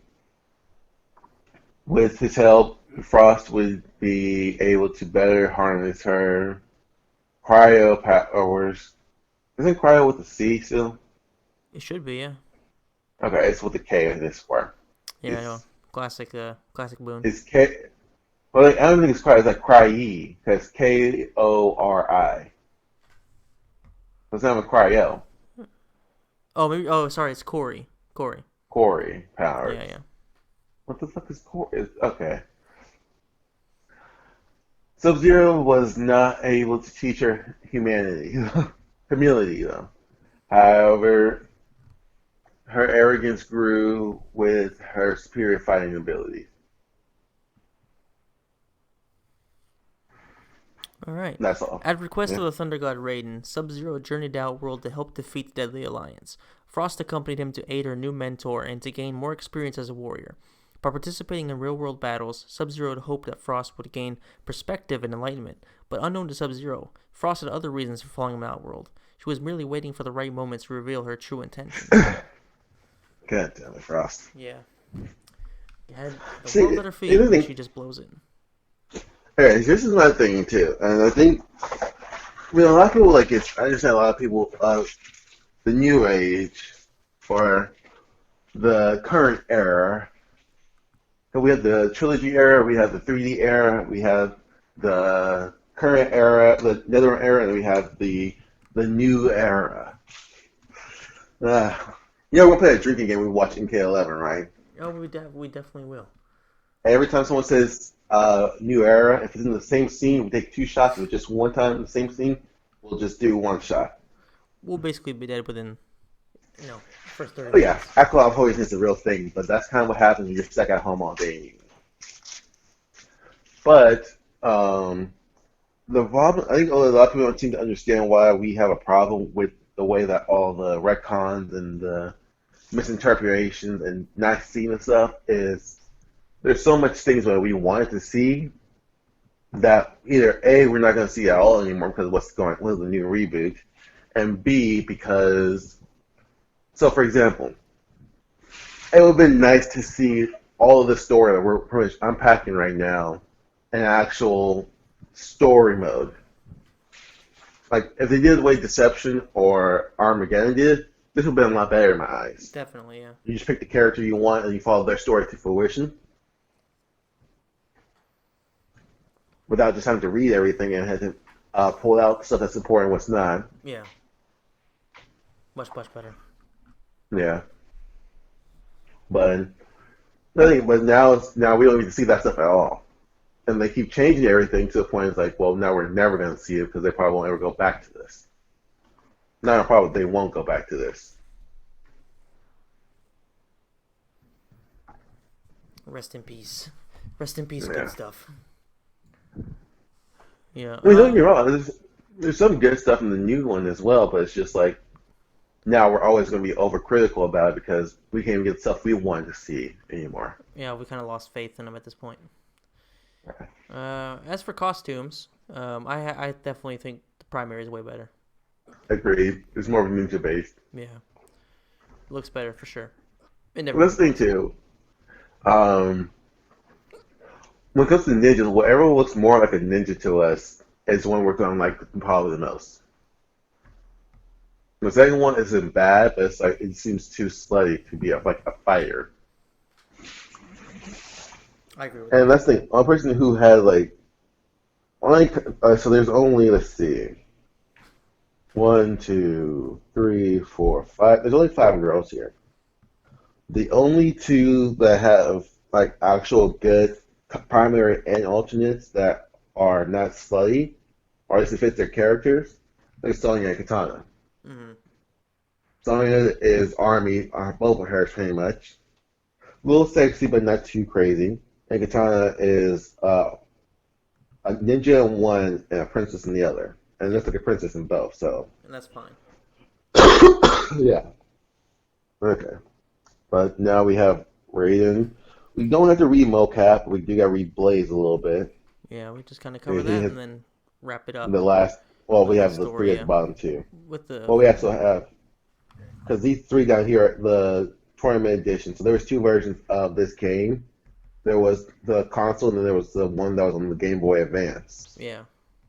And these three characters, New Silas, Sector, and Serena, they all have like special parts to play that I didn't know existed until I listened to them, of course, over the years. Yeah. So let's go Never ahead and knock played out that these version. last. Me either, but let's go ahead and play these last five Yep. real quick. All right. So starting with Raiden. All right. The Elder Gods were fully aware of the potential damage the alliance between Quan Chi and Shang Tsung posed to the stability of the realms. Yet, even with this foresight, they all stood firm on their decision not to interfere. All, that is, except for one, Raiden. The former god of thunder pleaded with his fellow Elder Gods to take action, but they refused. Disgusted, Raiden relinquished his Elder God status and returned to Earthrealm to gather support against his coming storm. Raiden returned to Earthrealm to reunite his comrades and inform them of the impending threat of the Deadly Alliance. Those who accepted the call to arm were instructed to meet at Sing Song's old island fortress, located in the Lost Sea. Once there, Raiden explained the details of the dire situation that faced the only Outworld, but Earthrealm as well. He then summoned Sing Song's nether ship from the ocean's depth, and with it transported them all to the celestial port known to only sorcerers and deities. They emerged in the Outworld ready for battle. Okay, so not a crazy amount here. It's just kind of telling us basically that Raiden was an Elder God. He relinquished, which we already knew. He relinquished his status, and he's going because feels like basically the Elder Gods as always aren't doing shit, and it has to take it upon himself to stop the Deadly Alliance. Yeah, so pretty much, like I said, it fills in the blanks from 4 to now, and tells us it fills up from 4 until the intro, Yeah, and then it just tells us how they got to Outworld from there. basically, yeah. Yeah. Now, costume-wise, I like them both. The only problem is neither, in my eyes, I think neither one, like the second one doesn't look good in game. I feel like the first one looks better in game than the second one. Yeah, I've But never been a fan of the second one. but on the Rangers right now themselves, like this background for this one, I like it. I like this rating on the secondary. Alternate. Yeah, it's not terrible. I've never been a fan of that look. I don't Oh like yeah, the but hair and all that just stuff. The way it looks. oh yeah, like I think they should put it on there, but I don't. I think I like it for some reason. I think it's just the background, like, but still. Yeah. Um, as a whole, though, the like I said, they just filled in the blank on how they got to from here. That's what ratings is. Now going to the next one, we have Blaze. Okay. Sir Blaze. He The mysterious only has outworld one. elemental known as only as Blaze had been long on a quest throughout the realm. During his quest, he was ambushed on a bridge by an ancient sect of holy men still serving the long-dead Dragon King. The holy men enslaved him through mystic incantations and forced him to protect the last known great dragon egg. For many years, he has remained submerged beneath the molten rock of the incubation chamber as guardian of the egg. Yeah. So there's not much to go off of right there. I mean, it's basically just, I mean, there is, precursor but there for. isn't. Yeah, it's kind of just setting stuff up for future games. Well, no, because here, Mike, one, so the bridge they're talking about is the Pit 2, Yes. that he's Torch, or the background fire from MK2. With Hornbuckle, yeah. Yeah. So that's one thing. The only downside, and I think it does set up for the future, but after that, it does tell you, like, fills in, like, where he came from, and kind of tells you, oh, he is the guy from MK2, stuff like that. Confirms what everyone else was thinking. Yeah. But, I mean, Blaze looks good as a concept, but like I said, going forward in the future, there's not much there for for anyone to really care, to like as much. And he was here, and the 3D era was over, so he was here, and he was gone. Okay. Yep. I will do new Cybot Okay. real quick. Okay. Still under orders from Shao Kahn, New Cybot was commanded by the Emperor to eliminate any group of individuals whose power might pose a threat to Shao Kahn's ruling Outworld. Many would-be leaders have been slain by the Dark Ninja, but his current target has been his most challenging.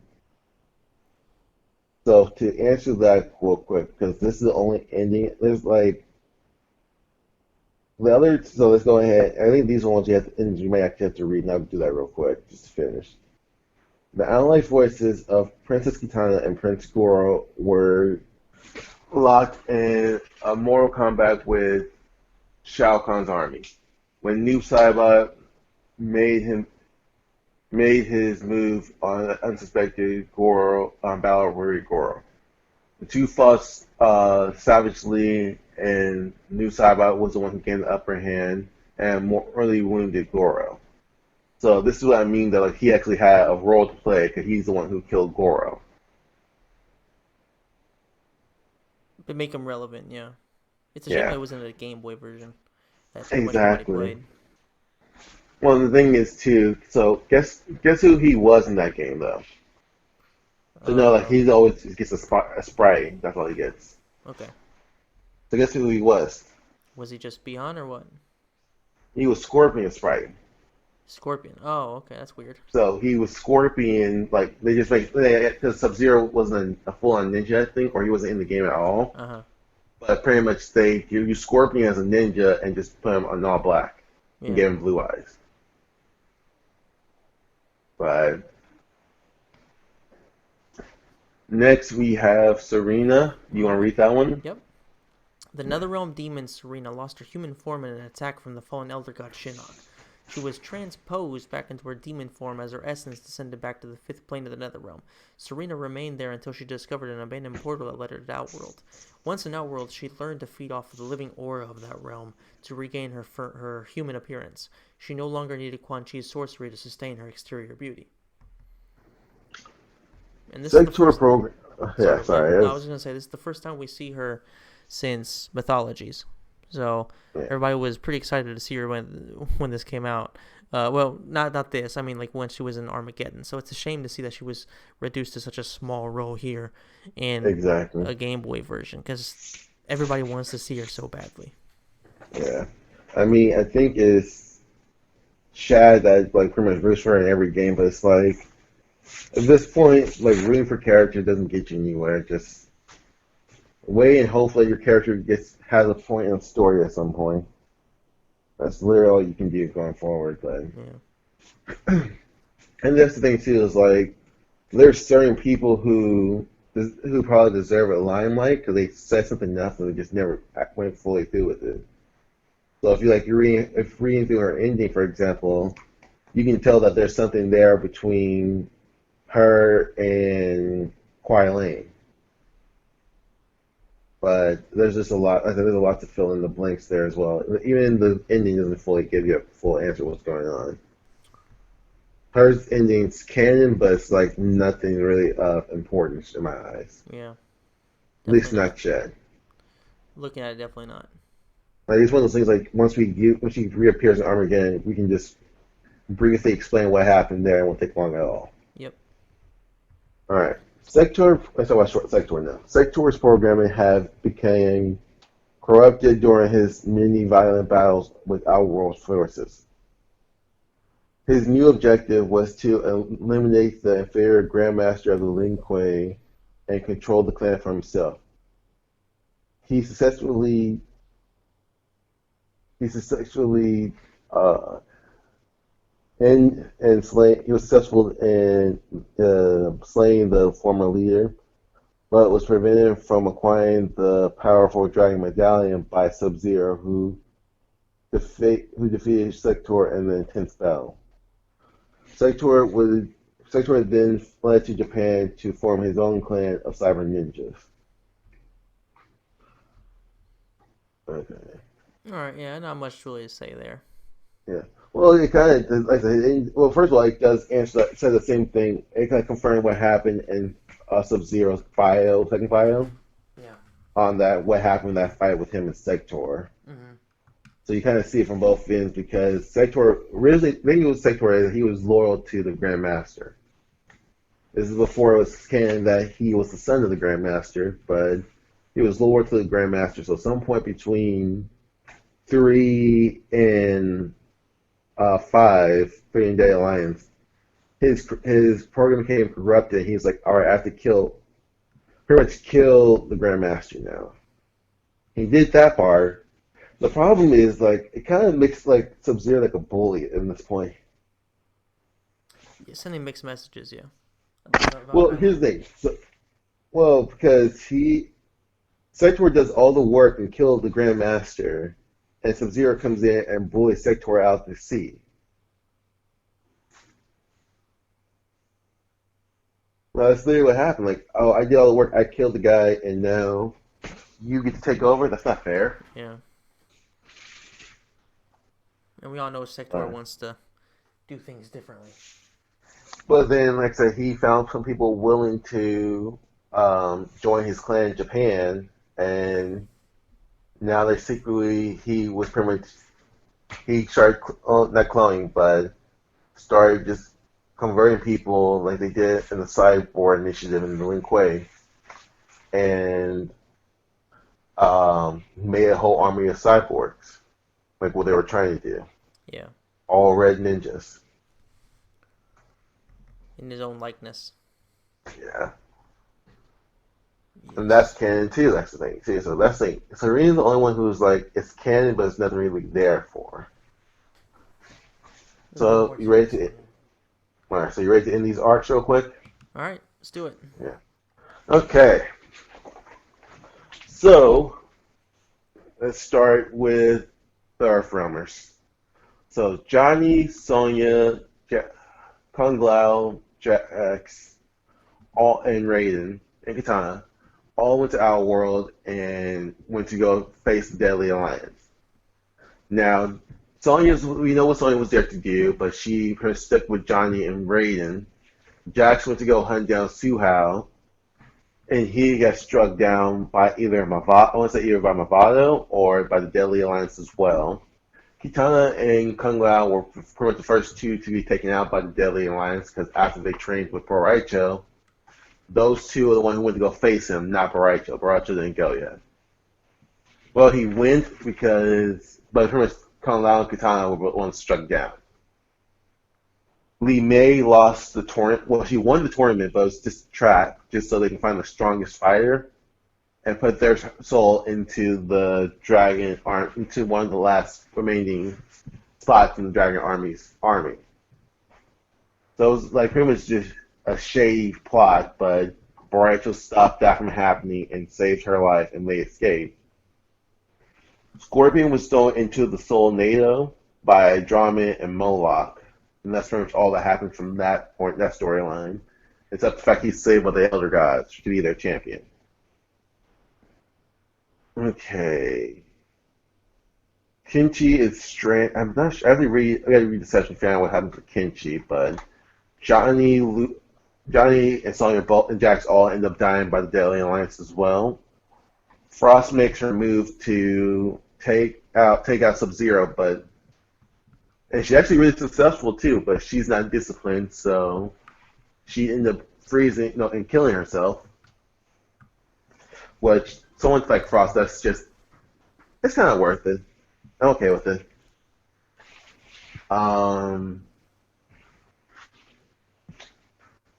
We know what happens we will talk about the Deadly Alliance in the future, but pretty much the thing that happened here is literally the Empire Strikes Back, where the bad guys win. And our forces of Earthrealm are decimated to just being Sub-Zero and Raiden, pretty much, and Kenshi.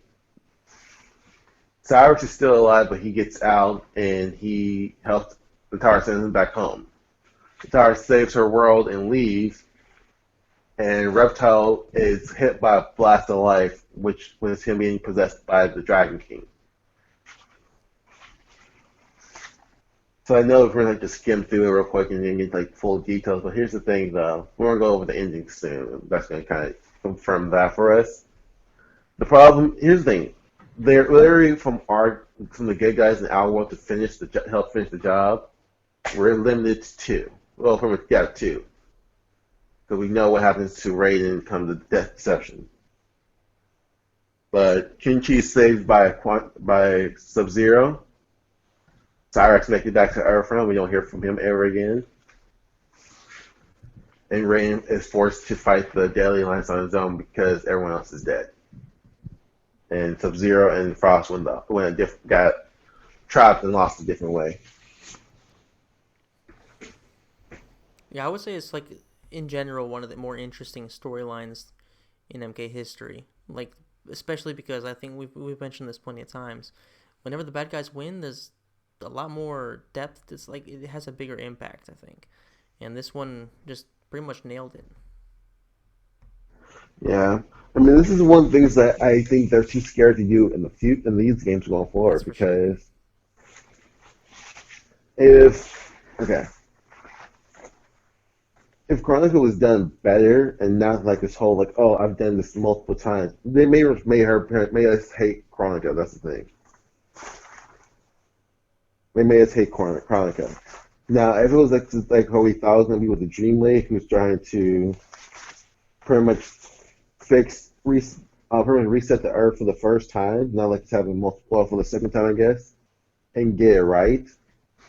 I think we'll be okay with that with Dream Lady winning and having to face her in the next timeline. If she's like truly a villain, but they really make it seem like everything in Mortal Kombat was pointless at this point in this last game it did.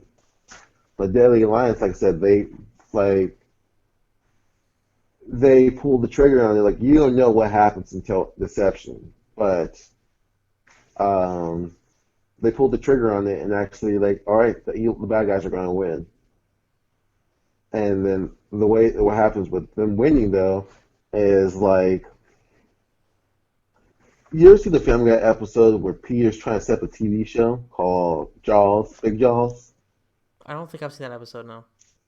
Well, it's not like it's based the show is based off that episode, but it's also not based off that episode. Okay.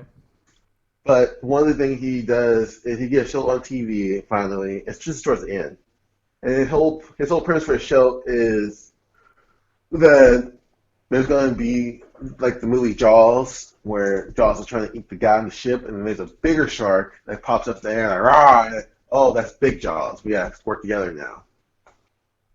That's pretty much what happened in Deception, where um, Sing Song and Quan Chi does defeat Raiden, and they turn on each other, and then a Reptile comes out the background. Technically, he does, but the Dragon King comes out the background, and the two people who just betrayed each other work together, and then Raiden is not dead apparently, and he comes to work with them as well.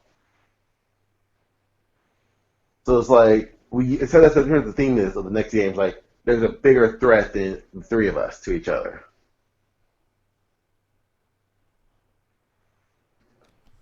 But that's pretty much it, though. That's the Alliance story. Like, yeah, we get to go over. There's some more stuff in there we could definitely go over. It's like go into full details on what's going on. But as a whole, so that's pretty much what happened. Yeah, that's all the important stuff. Definitely covered. Yeah. Yeah, I mean, I guess before we wrap this up, it's almost 2 in the morning here, so I'm getting pretty tired. Do you have any closing remarks you want to say about the game?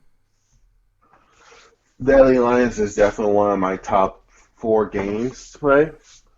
Like I said, gameplay wise, it's not best at all. I prefer Deception for my damn sure. But it's definitely one of the games that they started to actually take risks with the games. And so taking risks in the story paid off. You can see like they actually like we're going to take these risks with the story and they actually push through with them.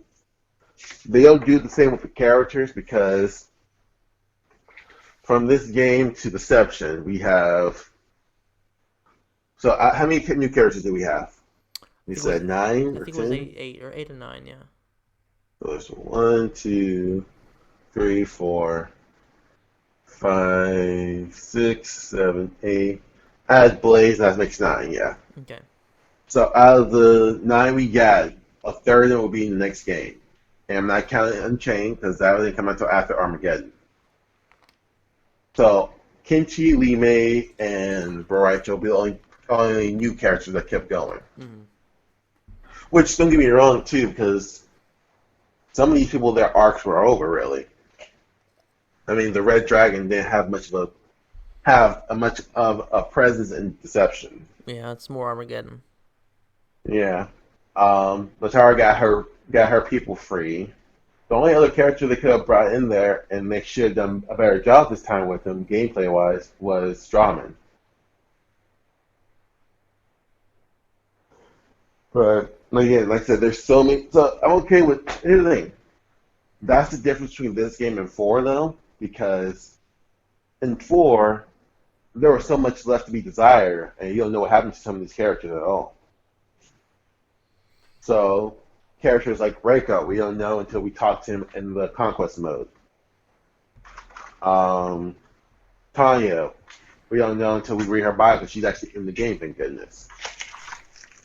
But it just goes on and on with like trying to figure out like Yeah, I what would. happened. Sorry, I'll just say one thing. I would say that like having a text-based story mode, basically, which is Conquest, it gives you Mm. the chance to add in so much more content in terms of story. Oh yeah, yeah. Like I said, the difference. Like I said the difference between 4 and that does help with the story. Wasn't even wrong, but the difference between 4 and 5. So that was definitely 5 because I'm tired of saying Deadly Alliance. Um, they wrapped up people's character arcs in there. And if they didn't wrap them up, or they were going to be used in the next game, you figure out what happened to the next game. Yeah. The only person whose story arc didn't get wrapped up was because Sue else got wrapped up because Jax died. Bravado got what he wanted, and he got Kano in return. And Drum is the only person who doesn't get any. Because pretty much he helped Quan Chi to get rid of Scorpion, and Scorpion was technically didn't do anything wrong to them, and then he found like he pretty much was lied to by Quan Chi. Mm-hmm. He hunts him down, he chases him, and that's all we know. We don't see him again until Deadly Alliance, Armageddon. And I'm not sure if he has a bio or not, I don't remember. I don't remember but I can find out. exactly. We'll look at that later. Yep. Yeah, but that's all I have to say. Yeah, all right. I just want to say one last thing before we wrap it up, which is that this game doesn't get anywhere near the credit it deserves because the gameplay was clunky. It was the first clunky.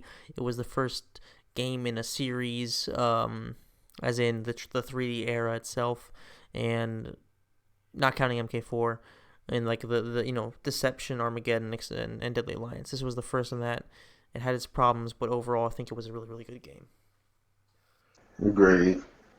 Alright, well, hopefully you guys enjoyed the video. If you did, please hit the like button, subscribe to the channel, hit the notification bell, which is the best way you can support a small channel like this one, and we'll see you in MK Deception, which is arguably one of the best ones. Agreed. I'll see you guys later. Alright, see you guys.